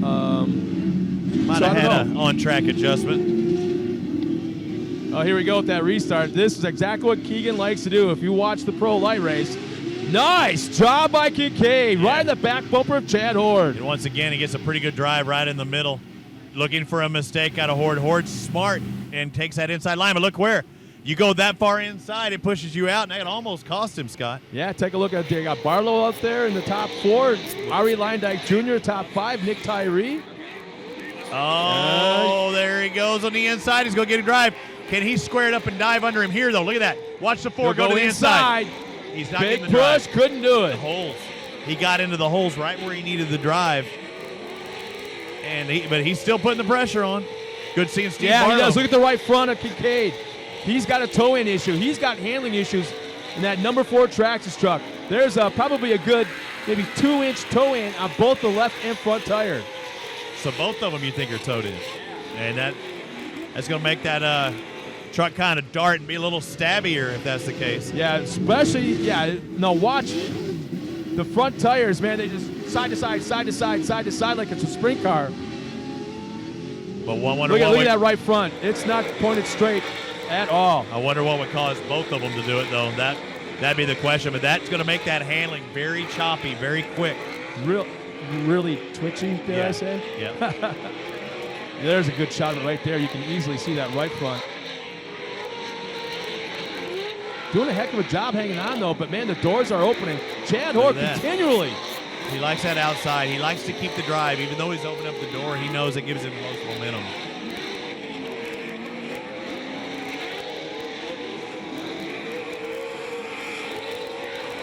See, I'm trying to look. He's all up in his grill. I can't even see. I'm trying to look at that toe. I'm looking at toe camera. I'm looking at them all right now. Chad Horde going down that downhill. Look at him setting up on that far outside to take that inside into the left. Again, those are all downhill. A lot of weight on that front end, but also those outside tires. You know, the other thing about Keegan he's battling right now is the fact if that truck truly is towed in, which it does look like it, when he takes off, it depends on which front tire is getting the traction because it's going to kick that truck off to the side. So he's not landing in a straight line. He's got battling a truck that when it takes off, it's landing at a kind of kittywampus angle. So Keegan's got a handful right now, but he's not going anywhere as he's coming back time after time, especially in this corner right here on Chad Horde, who continually opens up the door, this time by not so much. I wonder what the deal is, though, with C.J. Greaves, who was very fast at the very first of this race. Was his truck set up better on that initial when it was slippery? Because he doesn't look necessarily the same. I mean, he's pulled on Barlow. Barlow's back in considerable in fourth, but he just does not look like the quick, speedy, I'm on top of this, I can win this thing that we saw earlier. Yeah, there's Steve Barlow running that fourth spot right now. A little bit of a battle with Ari Lyndike Jr. running in that fifth spot. Now, that's how we were used to seeing that truck on Ari's all tore up. One point to mention, Ari Lyndike Sr. is here, you know, the Indy 500 winner. Going to get inducted to the Motorsports Hall of Fame this weekend. So good to see Ari supporting his son, and then he gets on the plane in the morning and heads to Detroit. I think he was at Prim. Yep. He hasn't been to a race since, but it's really, like you say, it's really nice to see him here. I saw him in the parking lot last night. I said, hey, what's happening, old man? He's like, who are you talking to?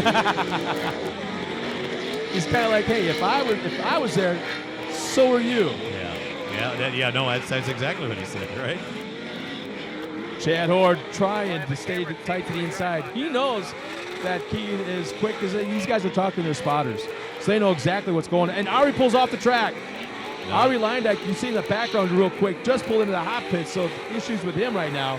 It looks like that. Oh, you know, I don't think CJ's truck is at 100%. No. Keegan right there had a big-time falter. I don't know what happened. I thought he actually shut the motor off for a second. It looked like he just fell flat on his face. Oh, right rear. Right rear's going down. Yep. Right rear's done. He's going to be throwing that thing off. So 2 laps to go. The next time around, I believe they should get the white flag. So CJ gets a little gift of second place there if he can. He should. Yeah, it takes over second place for CJ Greaves. I believe. Next time around will be the white flag. Maybe it might be a white flag this time by, but the green flag is still there.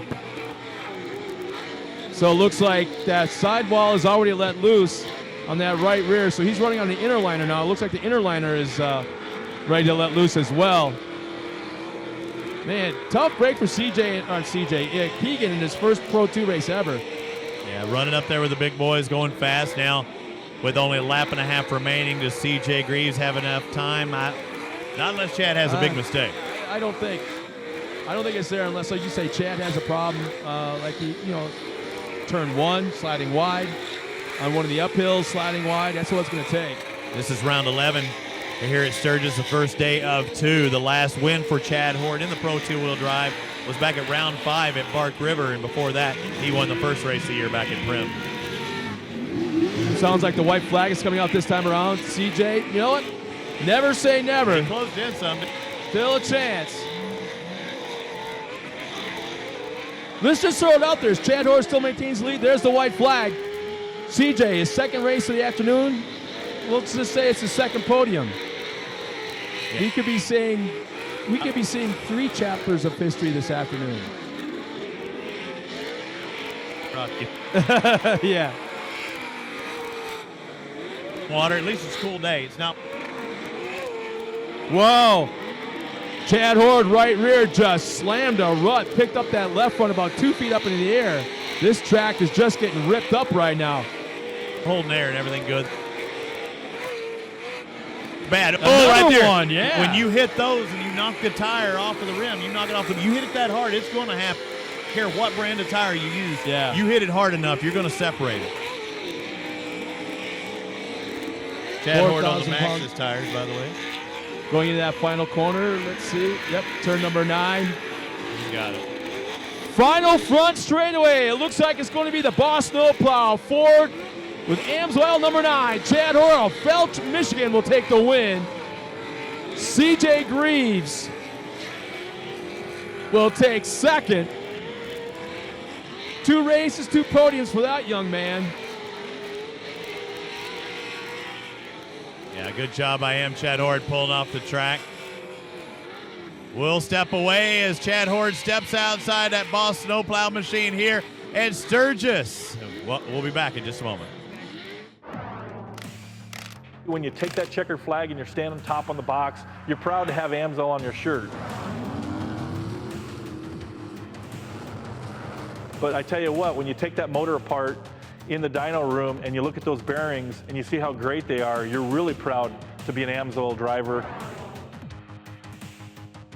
and to be representing a team that has product that's that good.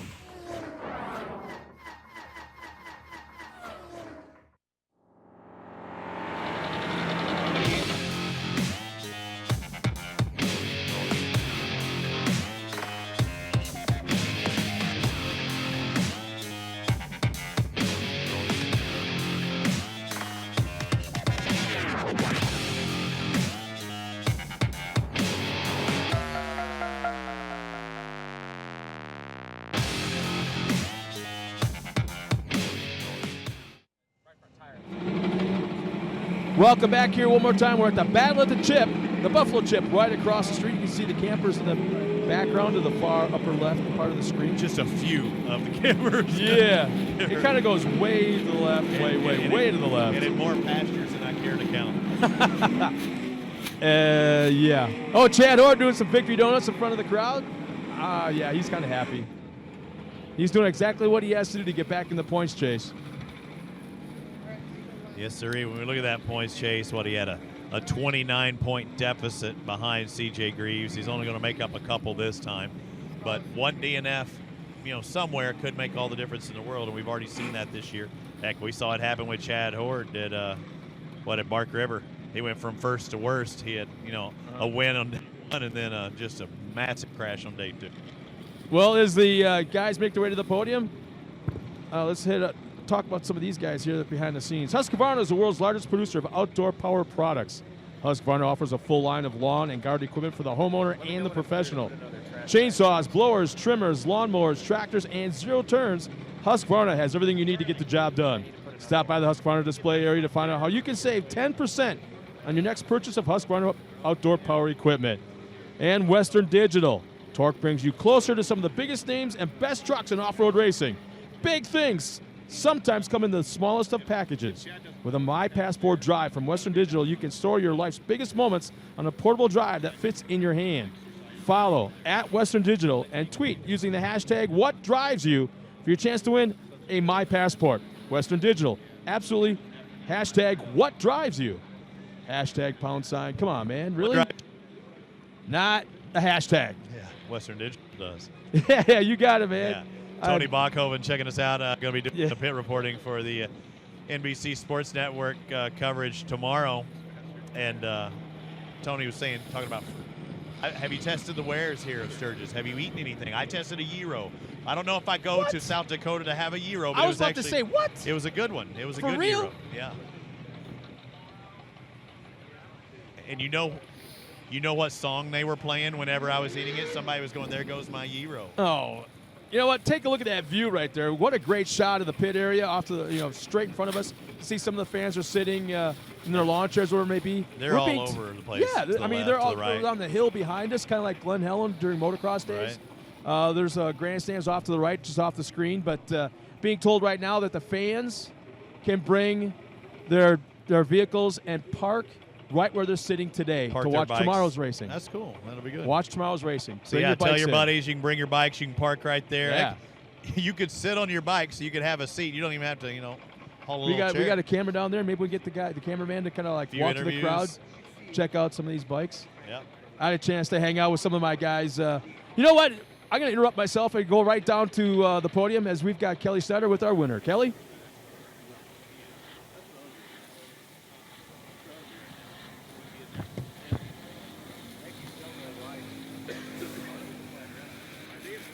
For the number, there we go. I've been waiting for that MC to kick on. What a great race that was for you, Chad. How tough was it out there? In the beginning, it was extremely muddy. Then it seemed to almost dry out, and there was a lot of dust to deal with, but you were in front. I don't think you had as much dust as the guys behind you. Yeah, you know, this truck had a lot more in it, but the track was slick. You could only use so much of it. I just wanted to come blasting in them corners, but I went right off the edge. But these Maxxis tires just stuck themselves right to the track, and it's just awesome to get a win here in Sturgis for Boss Snowplow and Amsoil. And Amsoil's a big supporter here at the Sturgis event, and it's just great to win a race here for them. And it's just hats off to my crew between qualifying and the race here. We did some pretty big changes. I said, hey guys, we got a third place truck, we got to do something, and here it is. So it paid off. It sure did. But just, you know, it's happy to be here in Sturgis. Thanks all the fans for coming out. Hopefully we can build this and make it something big, and we'll just keep this going. And you know, these Goodwin motors were tough to beat out there. Keegan and I were 1 and 2, and he ended up falling off, but we're pumped to be here. Well, congratulations on that first place. We'll talk to you and the other 2 guys when we're on the podium. Thanks a lot, Kelly, and once again, congratulations to Chad Horde. That's about as animated as you're going to see that guy, even at the win, but except when his girls are out there racing their little short course carts. Yeah, right. And Austin, he was talking about how slippery it was, and it's the rain stopped now, just to give you the weather update, and they're doing track preparations right now, but the weather has stopped. I think it's great grooming. I said, why bring out the water trucks when Mother Nature can do it for us? Exactly, and that what gave us absolutely perfect track conditions this morning is it rained. Not heavy, but it's a little bit overnight, and which is what this track needed this morning. Practice was absolutely phenomenal. Qualifying was phenomenal. Then the sun came out a little bit, the wind kicked up a little bit, and kind of took that away. So right now, once again, like I said, Pro 4, we should have perfect track conditions. Yes, it should be. I mean, and Mother Nature taking care of the track. You see the Caterpillar stuff out there, taking care of their business, and we still have the water truck. So wet in all areas, but they're keeping it where they need. How about Steve Barlow? Yeah. Was this his 4th podium of the year, I believe? I want to say it was a 3rd. It seemed like he had 4 in a row, I thought. Was it? I thought it was 3 in a row. Yeah, 3 in a row. You're correct. Yeah, and the past 2 have been 4s. So, yeah, getting back up there again. When he'd just been off the podium the previous 2 races at our last stop. Let's go back down to Kelly Snyder, who's at the podium. Well, guys, we're going to make this quick and get to those Pro 4s, but I'll jump up here first with Steve. What a race that was for you. This track seemed really one-lined. When did you know that Keegan had a flat and that you had to make the pass on him? My spotter told me about 2 laps to go, and I'd lost my pulled my last tear off on the restart. CJ roosted me, and I went down the next corner, and I thought I had another one, and I didn't. I was like, this is going to be a rough race without any tear offs. So I was just kind of hanging back, and then Keegan had some bad luck, and we were there to take it away from him. Once he said that, I kind of picked up the pace again and didn't matter if I could see or not. I was going to go catch Keegan down and run him down. It's all about that podium spot. Talk quickly about how excited you've been to be racing at Sturgis. I know you were really looking forward to this. Yeah, Kat came to me and offered me this ride this year, and I couldn't have been happier, especially because this is one race that I really wanted to run. I can't wait to come back next year for the 75th. I think this thing's going to be off the hook. I mean, it is an awesome facility. There's just so many awesome people here that are learning what off-road racing is, and all our sponsors, Caterpillar, Amsoil, Maxxis Tires, Outdoor Energy, they're all going to be back here next year. We can't wait. And we have to give Caterpillar a huge round of applause for this amazing track that they built here. Yeah, this is the track that Cat built, so just remember that, guys. Tomorrow I'm winning. Oh, CJ, he put the pressure on you. What do you have to say to that? I didn't hear what he said. Oh, he said, Cat built this track, so tomorrow it's on. He's winning this race. Let's go. I knew I could always get a rise out of CJ for that. What a race that was for you, from the Pro Lights to the Pro 2s. Maybe tell these new fans what the difference was for you out there on this track. Yeah, it's so much power in a Pro 2 compared to a Pro Light. We got a lot more tire, but we couldn't put it to use. Maxxis tires were hooking up. As you can see, it's a Maxxis sweep, but the track was slick, and we were all running the same line, and in the beginning, it was just tear-offs after tear-offs, and I think I had one left, and I kept saving it, and once I saw Keegan had a flat, I pulled it, and I was like, all right, I think I don't have anything for Chad for anymore. So we have a strong truck, and we're going to put on a good race tomorrow. So can't do it without all my team, my family, the Lord for keeping me safe, Monster, Toyota, Maxxis, MagnaFlow, Method Race Wheels, Forest County Potawatomi, everyone that comes out here, all you Sturgis fans, I'm glad to be here, and hopefully we come back. 2 down, 1 to go. Yeah, one more Pro 4. Hopefully we can be back up here. Maybe one step up. There you go, guys. Give it up, CJ Greaves. That second place finish. And the guy on top. No dust, no real mud to worry about. You got out front, but talk about quickly that battle between you and Keegan. He really was putting a lot of pressure. Keegan was, he had an awesome race going, and I just kept waiting for my spotter to come on the radio and say, CJ's 2 back, 3 back, but it was Keegan the whole time. Hats off to him. But just to be here on the podium again for Boston Oatplow, Amsoil, and Maxxis Tires, and Amsoil being so involved here in the Sturgis events, it's just great to get a win for them. And just want to thank all these Sturgis fans just for coming out. This is going to grow and get bigger and bigger, and we'll just keep putting on a show for you. And I just got to thank my crew. I couldn't do this without them, and just Torque did a great job with this track. Well, thanks, guys. Let's give it up for our Pro 2 podium. Third place, Steve Barlow. Second place, CJ Greaves. He had to run to get into that Pro 4 truck. And the guy on top, Chad Horde.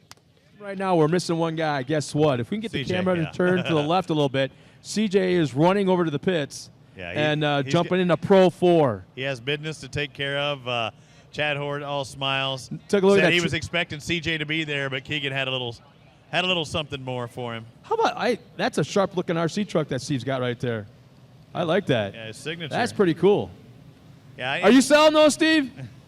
Are you selling those? Or is it one-off? Chad, I am so telling Amy. Chad's like, what are you talking about? What am I selling? He's selling snow plows. Well, as the celebration continues with Chad Horde at the top spot, let's take a quick break. Let's step aside as we get ready for the last race of the afternoon, and it's Pro 4. Fire and EMS professionals often use gas-powered tools and depend on this equipment to start when needed. That's why they use VP small engine fuel, formulated with no ethanol to prevent fuel system damage and ensure easier starts. It's designed for both 2- and 4-cycle engines. Try VP small engine fuels for your gas-powered tools so they'll start when you need them. Order online at homedepot.com or visit your local dealer.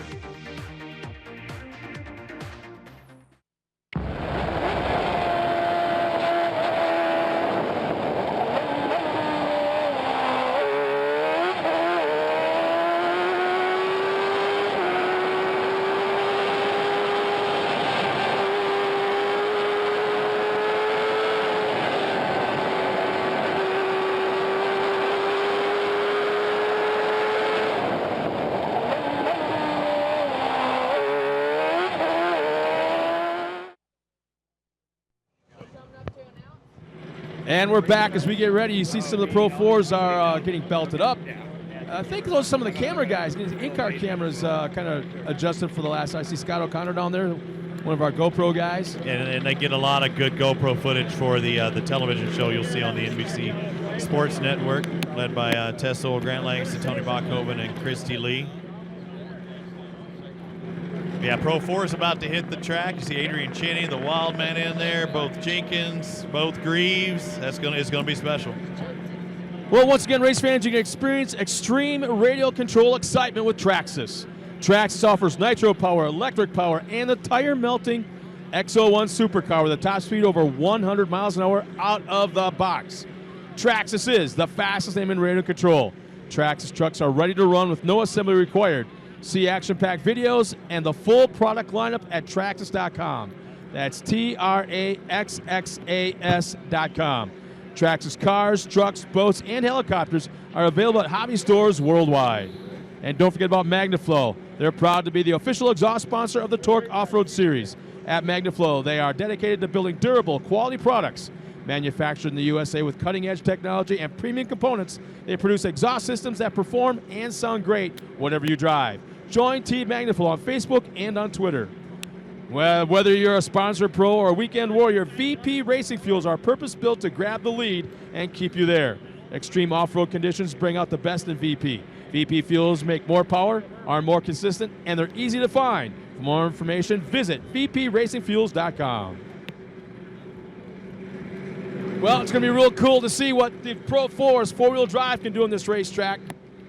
I can't wait to see Douglas pitch this Amsoil Ford backwards into some of these corners. Yeah, he's going to do it. I don't know that that'll be the fastest way around. I mean, I think there are places you're going to do that. I saw him in practice. Again, typical Douglas style, but not sure if that's going to be the fastest way around here. I'm curious to see CJ Greaves, who was fast out there with an individual qualifying time, how he's going to do racing against somebody else. But he's got the most track time of anybody on the course right now.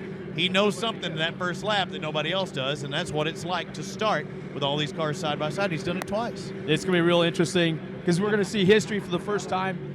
Short course off-road racing history where a single driver has been running in 3 pro classes, and he's not even podium. Not even 20 years old. Can't even go down the street and buy a six-pack. And podium, and he's fast, and one of our top qualifiers due to the way that they drew for starting spots. He's going to start back a little ways, but yeah, that's going to be the big question. Is CJ was fast by himself. Now put him up there with the same talented drivers in a different truck. How is he going to be able to adjust? I think if he's going to make a move, I think he should do it early because he knows what the track. Don't give those guys time to feel it out. Yeah. But if you're his dad and the guy's talking to him, they're probably going to tell him the opposite, don't you think? Take your time, feel the truck out, get that going. I hope I don't see that, CJ. Well, ladies and gentlemen, here's our lineup of the best Pro 4 drivers in the world. On the front row out of Plano, Texas. Driving the Traxxas Cooper Tires AMSOIL number 47, that's Mike Jenkins. And this young man, I should say young man, but this gentleman out of St. John, Virgin Islands, New York City, or South Africa, wherever you want to be. He's driving the number 11 Outdoor Realtree, Outdoor Energy Drink, 4-wheel parts, Bites, Beef Snacks. Number 11, it's the wild man, Adrian Cheney.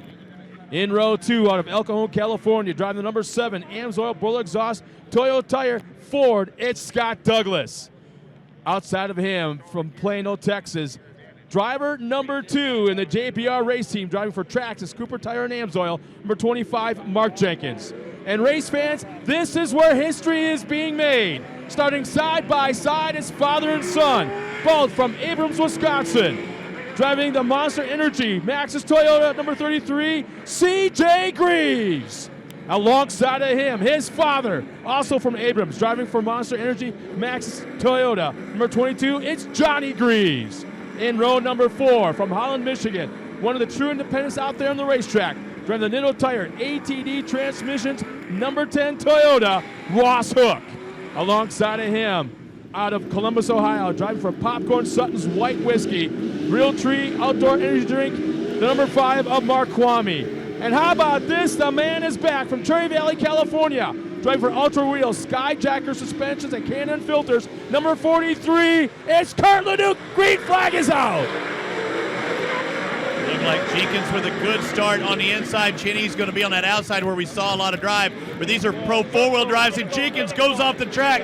Mike Jenkins off, and out in front is Douglas.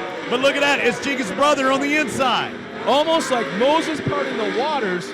Jenkins inside and outside, and Douglas went right in the middle. The deuce up into second. Johnny Greaves now on that Monster Toyota into second. But look at the 25 trying to hold him off. Mark Jenkins out in front. The inside line, this is Pro 4-wheel drives. They're digging with 4 tires now. Now keep in mind, we've got a 6-speed manual transmission in, 5-speed manual transmission to Johnny Greaves. Whoa! Meanwhile, Jenkins stalls this it. It's going to be ugly. He'll lose 1, 2, 3 spots. Ross Hook moves up. Yeah, Ross Hook with Adrian Cheney just behind him, and you see CJ in the rear view as well. Johnny's not one to wait around, is he? No, in fact, I see cosmetic damage in the right rear, but before I saw that, I saw a little bit of smoke in that same spot. You saw it right there. Something may have happened in that little bit of contact with Jenkins. He may be rubbing whenever the tire compressor or the tire and the body and the suspension go down. The tire might be making a little bit of contact. Even the profile, Ross Hook goes up and over the board. He's off the track. I was about to say the Pro 4s are even tiptoeing through turn 1. They're used to getting the grip, and it's not really there. They need to make that adjustment. You can't go in as hard as you think and pull yourself out of it. I don't think, just like we heard in the interviews on the podium, they don't have enough to grab to there. It's still a little slippery. Mike Jenkins again. You see him trying to get those inside lines. Just in front of him, Scott Douglas in that AMSOIL number 7. Oh! There's a rut there. Cheney, where'd he come from? He was in the infield. Now, he tried to use the inside line that was off the track and use it as a berm, as a banking, like, say, Talladega. We saw guys do that with the right front, but not both the right sides. Yeah. Douglas, Mike Jenkins.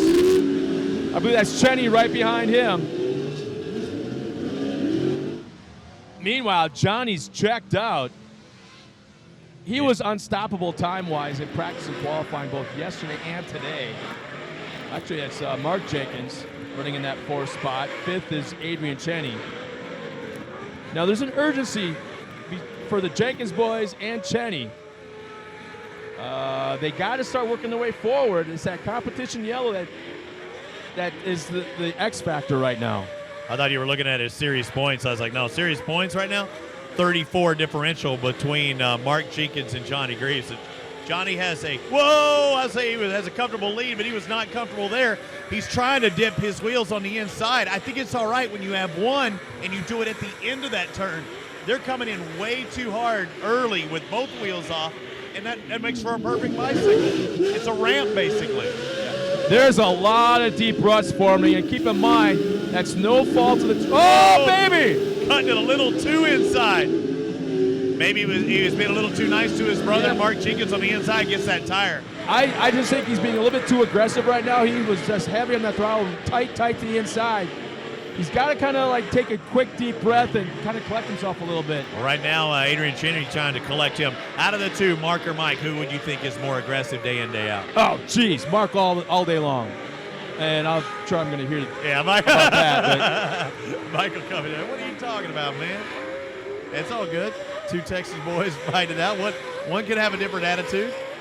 Well, they got the same attitude, but the thing is, it's when it comes to them two racing each other, yeah, they threw the gloves. I don't even think they put the gloves on. They just start swinging. Four-wheel parts truck back there in fifth is Adrian Cheney trying to get by these two Traxxas trucks, Mike and Mark Jenkins. Douglas, a pretty sizable advantage over that battle for third, fourth, and fifth. He's running in second. Oh, they're 3 wide going into turn number 9. It looked like Cheney on the inside. Look out. Yeah, Cheney had that position, but when you're inside like that, you're not necessarily going to get the drive. That was the case. Cheney still has to drop back to fifth. But Mark did get around Mike on that corner, so here comes Cheney on the inside on turn number 1. Stab that brakes. It looks like they may be catching Douglas again. Cheney looks fast in that first right-hand turn. I think if nobody's there, I'm curious to see how fast he would be. But it seems like he has to check up every time. I mean, he wants to dive into the corners harder than what he is. That's his driving style. And he's because of the traffic, he's not being allowed to, or he can't. Which might be a good thing. Yeah. Sometimes Adrian Cheney's his own worst enemy. And he's a guy who really likes to go wide open, jump into the turn sideways, and you don't have that here all that often. That's one thing about this racetrack. You're starting to see the talent. It brings that talent of the drivers to the surface, and that's what's neat about this. This is a track that's different than anywhere else in the circuit. We don't have this kind of track anywhere. Douglas may be slowing. He's uncharacteristically kind of slowing down right now. Oh, that could be trouble. If he checked up a little bit, he was going to get brought around quickly. Jenkins all over him. Look at the 20, and in case... I don't know. I don't think so, but it's going to be slippery because the rain is starting to come back down again and raining a little bit heavier.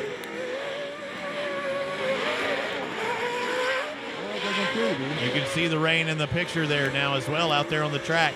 These are four-wheel drives, so they will be able to scratch and claw a little bit more than those twos, but still, you can see the rain starting to come down from our shot. Adrian Cheney still taking that inside two-wheel approach. Yeah, in every corner. Whoa. Oh, man, yeah. This is going to get good. What I tell you about Mark, what I tell you. Yeah. He is aggressive right now. He wants that second spot before the competition yellow. And we're not seeing Douglas pitch it in like we said. I didn't say this is not a track for that. And he's making adjustments as well. And there's the competition yellow. Mark Jenkins couldn't make the pass on Douglas before they got to the flag. Johnny Greaves has got the lead. Mike in the 4th spot, Adrian Cheney in the top 5. Let's step aside for a quick break as we'll come back to the green flag for the second half of Pro 4. When adventure calls, count on the Trail Grappler to get you to your destination, wherever that may be. Large, innovative tread blocks provide additional biting edges to help you command the most challenging terrains as you discover new trails. The Trail Grappler's 3-ply sidewall and thick rubber construction aids puncture resistance and provides durability when you need it most. Nitto Trail Grappler, where road meets trail. What is it that makes a Husqvarna dealer a Husqvarna dealer? Well, just look close at the engineering in our outdoor power equipment. We're known for high performance and reliability in everything we make. So is it any wonder your Husqvarna dealer is also known for high performance and reliability in everything they do? With a nationwide network of Husqvarna dealers, there's one just around the corner.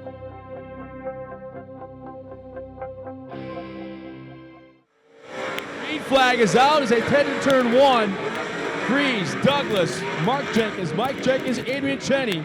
And you did not miss a thing except for a pass right there by Mark. 12.5 inches wide are the tires. Douglas was 12.5 inches away from going over the edge. Look at Mark Jenkins. He's aggressive now. He knows that Johnny just checked out that first half. Now we'll see with him in second. This is what he was wanting, right? He didn't get the initial pass on the leader, but he's in second right off the start. Oh, look at him. Grease goes wide. Just for a moment, the door was open. Douglas did a little bump and run on Mark Jenkins as well.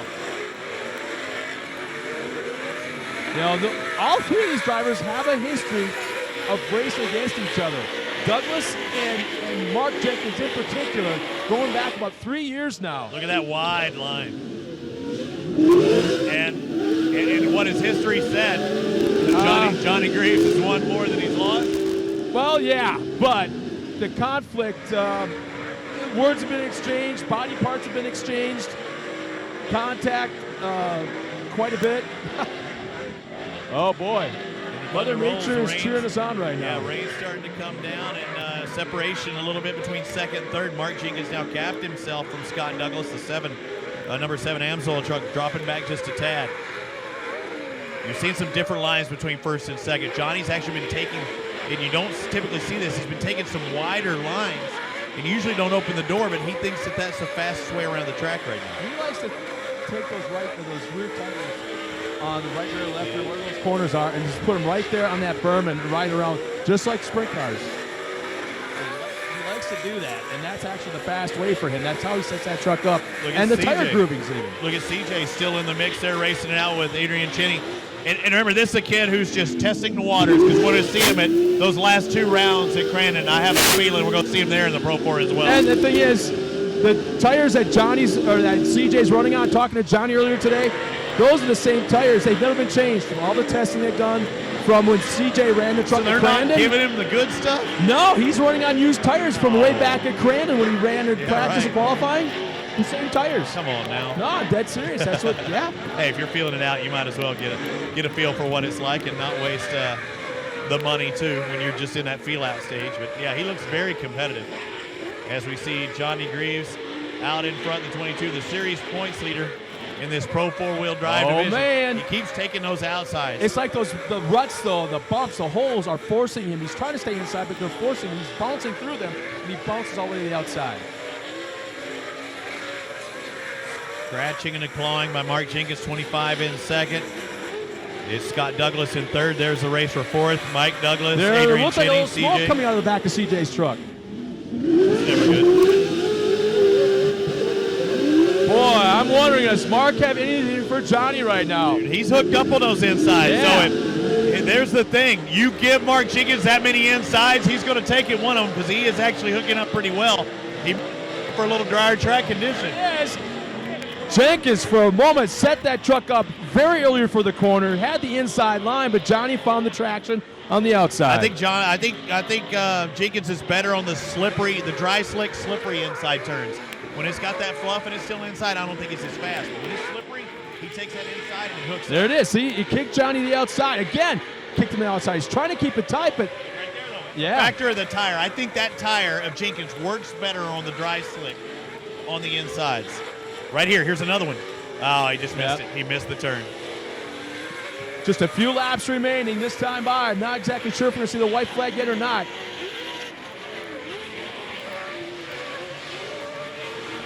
Greaves is working. There's no doubt about it. Johnny's got a huge push going into the corner. The door's open. Can Greaves get the bite out of the corner? It does. He redeems himself. If Jenkins was close enough, that was the spot for the pass.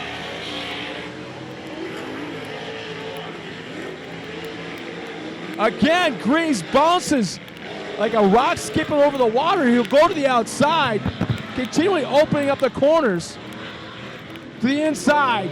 Again, here comes Jenkins. They're side by side going down the hill. In the left-hand corner, Greaves jumps the left rear tire of Jenkins. And we've got a brand new leader. Jenkins is right there. This is a race we've been waiting for, and it's happening right now. Now let's see if Johnny has anything. If the outside's working, he's trying to go to the inside now. Look at this. He's set up all four wheels digging side by side. It doesn't get any closer. Jenkins, I believe, is a left rear flat tire. Keep it on that left rear tire. Oh, he pushes big time. Now he gets in. Next time around, we're going to see the white flag. Look, it's the last turn, and they're going to see white out in front of them. I believe that left rear's going down, still on that inner liner. There's still maybe air in that tire. There it is, white flag. Who do you think has the flat? Jenkins, our leader in left rear. Keep on that left rear as he bounces through that rough part of that racetrack. Now coming in a right-hand turn.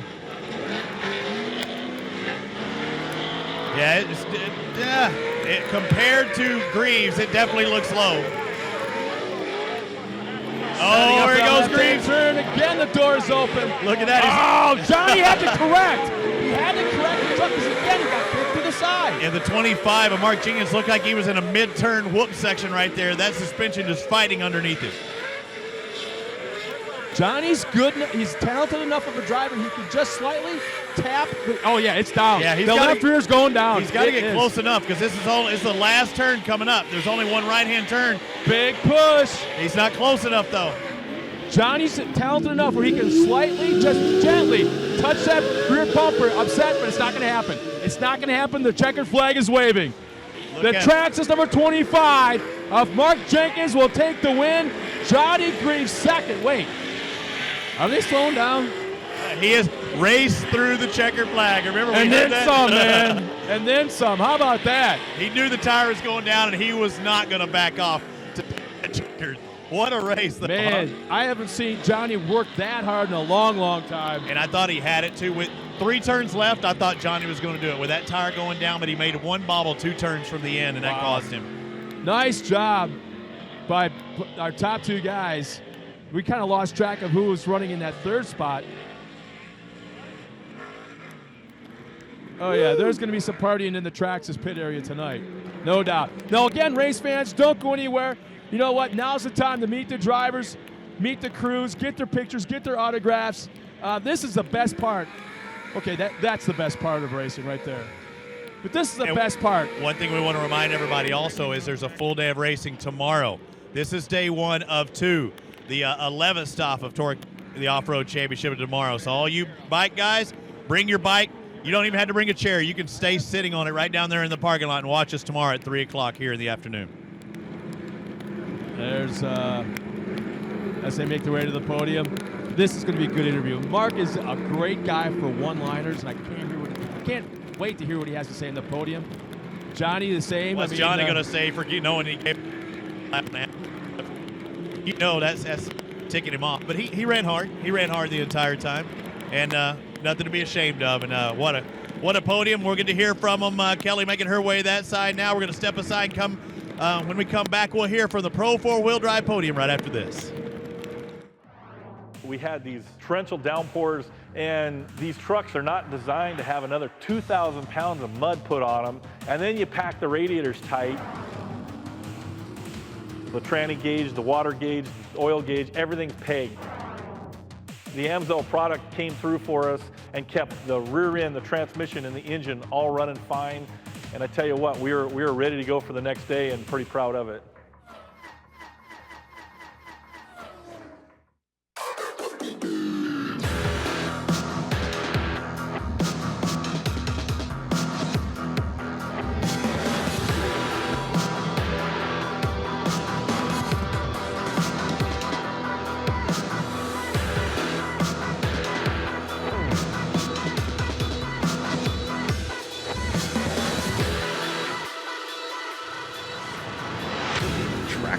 The fastest name in radio control. And let the party begin. Our top 3 guys are down there at the side of the track as we got Kelly Snyder ready to interview our top three. Yeah, Kelly? I think she gets to stay at the trucks. No, don't have to get them flogged and wet. They can stay inside the trucks and do the interviews. But, yeah, Scott Douglas going to finish third, Johnny Greaves second. And what a run by Mark Jenkins. Yeah. For all the fans that are exiting and making their way through the pit area back to their vehicles, we're going to be doing this all over again tomorrow. Hopefully a little bit better weather. Starting at everything's the same. Mirrors today, except tomorrow. Bring your bikes in and park them right where you were seated today for racing. So it's going to be a lot of fun tomorrow if we get a little. We're supposed to have better weather. Another thing also they were talking about, tomorrow they're talking about having a land rush start. So they didn't want to do it today. Let the guys get used to the track. Also don't want to tear up any of the equipment, but watch the land rush start. If you haven't seen it, and if they do it tomorrow, it is truly a spectacle. That's what put this sport on the map, is that land rush start. And if you don't know what land rush start is, they're going to start up here at the top of the hill side by side and take off all at the same time, not 2 by 2 working through the field. They'll start, the pro lights will start, I believe. 20 some odd trucks? Yeah, 22 trucks. So they'll probably start maybe 18, 16 wide front with the second row, yeah. And then you still have 20 in the Pro 2, I think, that we saw just a bit ago, right around there. So we'll start single file line, or sorry, side by side all the way across. So, yeah, Mother Nature kind of took care of us today, but then again, kind of kicked us in the keister at the same time. I think it's nature's little track groomer. Yeah, but keep in mind, we've had a fantastic year. We haven't had this problem all summer long, and you know what? I don't know if it's because you're with us here for the first time this year or what, but we've had fantastic weather. I thought they called you the weather fairy. You always bring sunshine wherever you go, right? Really? Yeah. That's more like rain, rain, go away. Yeah. That's what it is. Just so you know. Well, it's working Raindrops here. keep falling on my head. Hey, I'm ready to go see some Motley Crue tonight. Ready to check it out. I know there was a lot of Zach Brown. That was last night. Band last night. Yeah, I they guess were it was tearing fantastic. It up. Yeah. Heard it was crazy. But we're close enough to the chip we can actually hang out in the pits and listen to the band. Yeah, so Not a problem. actually, if there's anybody from the chip, I would love to have backstage access. You hear that, BJ Burtwell? Oh, yeah, Ted Nugent's here tomorrow night. Oh, yeah. Maybe he'll do a hunting or a demonstration for us. Light an arrow on fire and fling it over here towards the racetrack from the stage. That'd be cool. A flare. I'd like to thank all of our sponsors that help make this event possible. Without them, this event would not be possible, whether it be CAD or AMSOIL. Yeah. Or all of our I was tire hoping some of the guys, I manufacturers. think the weather kind of kept them down there in the pits. I was hoping to have Jeremy Meyer from AMSOIL up here. Well, we saw he was butt slapping his guys down there, so we know he's here. But we saw him doing the good game on the back pocket to a couple of guys. Jason Becker's here from Caterpillar. So it sounds like Kelly's got our top three finishers down at the track. Kelly, take it away, girl.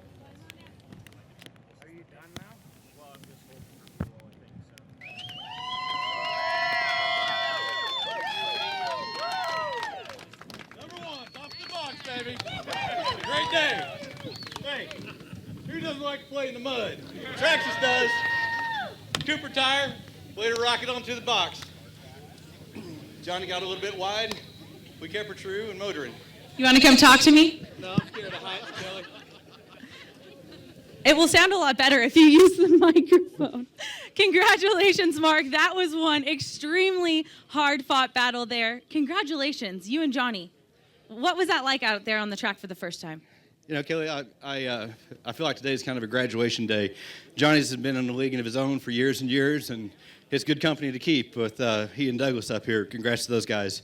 You know, these Cooper tires just dug in the wet weather and got this badass Traxxas machine to the top step. Thank you, Gentech Water Treatment, AMSOIL, Traxxas, Fox Shocks, Cooper Tires, Impact Safety, and my lovely hot wife. Come here. Say hi, honey. Lucha. Jack, we miss you, buddy. Mimi, Papa, thank you for watching him. Well, guys, that's a great way to end this Pro 4. Congratulations on that win. All right. Thank you, Kelly. Hope to see you tomorrow.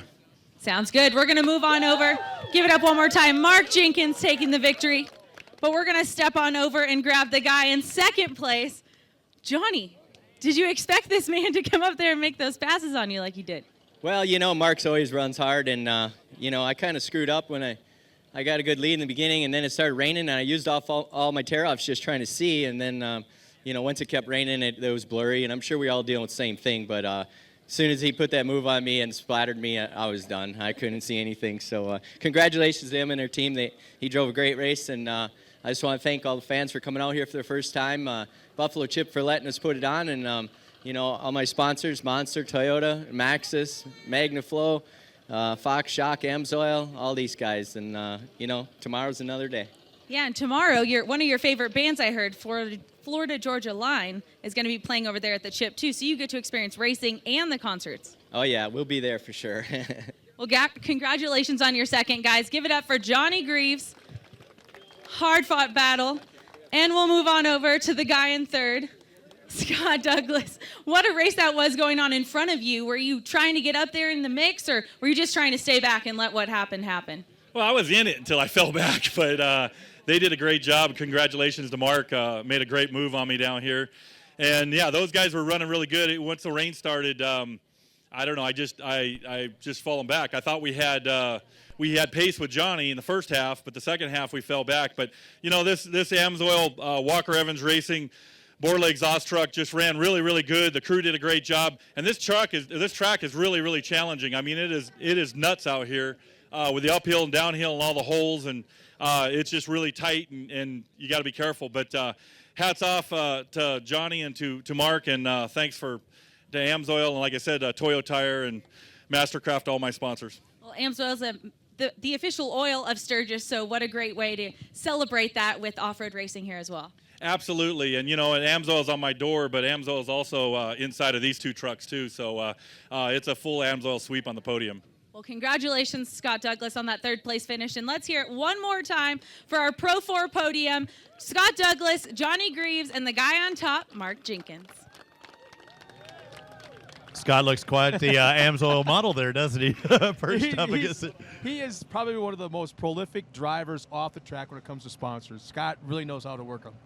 Yeah, he does good. And what a race today. Mark Jenkins taking that final race of the afternoon in the Pro 4s. That was the way you wanted to cap it off at round 11, but we still have round 12 tomorrow. I haven't seen Johnny Greaves work that hard for a second place in a long, long time. I don't think I've ever seen him work that hard for a win in the past. Yeah. That was a great race, bar none. And it was all, they raced the track, and they were racing each other. That was the cool part. That's Mark Jenkins' third victory of the season. Johnny's still well ahead of Mark in the series points, probably around 30 now after today's race. But it kicked it off the Pro Lights. It started off, with an awesome race. The Pro 2, the Pro 4s. For it being a virgin track and nobody being out here, I mean, I think it's cool. I think it's good. Yeah. It has its nuances. You just have to make adjustments, just like that first turn. Well, and the thing is, too, I've been to a lot of first-time events where it was a brand-new track, brand-new facility, whatever it may be. And this was easily the best track conditions we've had at any first-time event. I mean, keep in mind that traditionally it takes dirt like this, once it's been raced on, to sit for a year or two to actually come together, kind of mature as a racetrack, and hold together on racing conditions. Yeah, and today it's a lot of times we may have to deal with dust and stuff like that. It's not black gumbo. It's black in color, but it is a little softer than you would think. I think the rain's only going to help it. It's raining a little bit less than it was. I think the rain's only going to help it. They're going to churn it up, and they're going to get ready. And tomorrow will be another day. Will we get to see the Land Rush start? Oh, they may not. Yeah, I'm hoping they are. It's definitely narrower, but it also kind of gets them built into that mode for Crandon, which we'll see in about 3 weeks from now, where we know we'll see a Land Rush Labor Day weekend, yeah. And the cool part about this Land Rush is that it's for a plateau. You jump off a hill, and the whole time you're going at the crowd. You're coming right, and that's a neat concept. You talk about the weather. I just heard that the track workers want to get on the track, start working ready for tomorrow. Jeff Nordstrom said, no, let's take a break. Let's see what Mother Nature's going to do, kind of watch. So that's different. What a great day. I mean, there's a lot of anticipation. I think the track conditions were the big story. CJ Greaves made history, so close to really, really making it by being on the podium 3 times. In 3 different classes on the same day. But you know what? Never before has one driver been in 3 pro classes on the same day. And there's always tomorrow. This Battle of the Chips has been a good one, and we kicked it off with the Pro Lights. Jarrett Brooks with a victory, Chad Hort in the Pro 2s, and, of course, Mark Jenkins in the Pro 4-wheel drives. It's raining, but those guys want to get their podium shot up there on the victory podium. So we get to re-rack them, restack them again tomorrow. they're going to probably make some adjustments, I'm sure, in the field and get ready for tomorrow's race. Well, yeah, and you see, look at that. Scott Douglas is smiling. Obviously, Mark Jenkins is. I'm waiting for Johnny to see what his expression is. I'm thinking that he might be pretty happy also. And look at Taylor's cold. Yeah, Taylor's like, not, oh, my hair. Traxxas, you know it's cold, right, Taylor? Right? She was wearing a coat earlier. She may live in the Dallas area now, but she's from Southern California, San Diego area. I do not like the rain. Yeah, she acts like she's all tough. I know oh, by the way, you're going to see her on, I think, Taylor, can you hear us? Are you on the next episode of the Dallas Cowboys cheerleader thing? Yeah, she is. You'll see her on the next episode of that. So talk to her about that. Mark, don't get wet. Don't get wet. Where's Johnny at? He's back in the pits. He's still lamenting what could have been if he'd have held on for another lap and a half. And with that tire going down, Mark's just happy it ended that way because I really thought Johnny had a chance. Yeah. With about 3 turns left, and you knew that tire was down, and Johnny liked those momentum things, and you know that Mark was going to take every inside line he could to make him go the long way around the track. As aggressive as Mark was being, he was still ran a clean race. Oh, yeah. No, it was a clean. These trucks, all these trucks were bouncing sideways to the corners, inside, outside, didn't matter. There you go. He still, all these guys ran a clean race. They weren't taking each other out. No. And they could have a lot of different times. And I don't know why, but I do know that Mark, he's Cooper tires what he's using, but on the inside lines when it was dry slick, I thought he was quicker. I thought he was able to make some of those inside lines work. And maybe sometime your tires, you just got it right, and you find where it works the best. But if he goes back and watches it, I bet you a lot of those inside lines, you see that he's clawing for traction, and his particular tire, the way he had it cut, whatever it was working and pulling on the inside. And you know if you're pulling on the inside, you're cutting off time because the shortest way to each distance from point to point is that lower line. Well, the telltale sign will be about this track is when we go back in the pits now, and let's go look at some of these tires that are coming as they come off these race trucks. How they'll be ripped up, they'll be shredded. Up, yeah, right. The treads will be chunking off. You can only test with how soft a tire you could go, and you get too soft and you start what? losing that. Check this out. There's Jeff Nordstrom. That's the track builder. He's a track designer. Big kudos to that guy right there. He's been living here. I think he may have even changed his home address to Sturgis recently because he spent so much time here. So congratulations. I think that was BJ Burtwell right there. Right. Yeah, a great job with the track. I like seeing the off-cameras, the on-camera stuff, the uphill, the downhill. They have plenty of land here to work with. I don't know how much they gave them, but, I mean, they used it to the utmost. And I think they'll make changes even for next year if we come back. I mean, there's some turns like some of these off-camers will be nice seeing an off-camber going into a bowl turn. I mean, we're like, it'd take a lot of dirt, but this last left-hand turn, Grant's like, dude, I'd love to see that cut into the mountain a little more and make it a wall so you have an inside and an outside line. Just, something they may make adjustments for next year. Well, it's going to be kind of neat to see what we're going to see tomorrow with the track conditions, with the weather nature gives us tonight. So once again, we'll be doing it all again tomorrow. We'll be around 12 here at the Battle at the Chip, Sturgis, South Dakota. We are just across the road from the Buffalo Chip. And you know what? I think it's 3 o'clock local time. We'll be going live streaming. I want to thank everyone for tuning in, especially our troops all across the globe, whether inside our borders or someplace across the world. We want to thank you guys. Hope you had a great time. And, once again, on behalf of myself, Scott Rain, and Robbie Floyd, and Kelly Snyder down at the side of the track, we hope you guys had a great time. Thanks for tuning in. We'll be back again tomorrow, 5 o'clock Eastern, 3 o'clock Mountain, and that would be 4 o'clock Central. So once again, had a great time. There's a closing shot. We'll see you guys again tomorrow afternoon.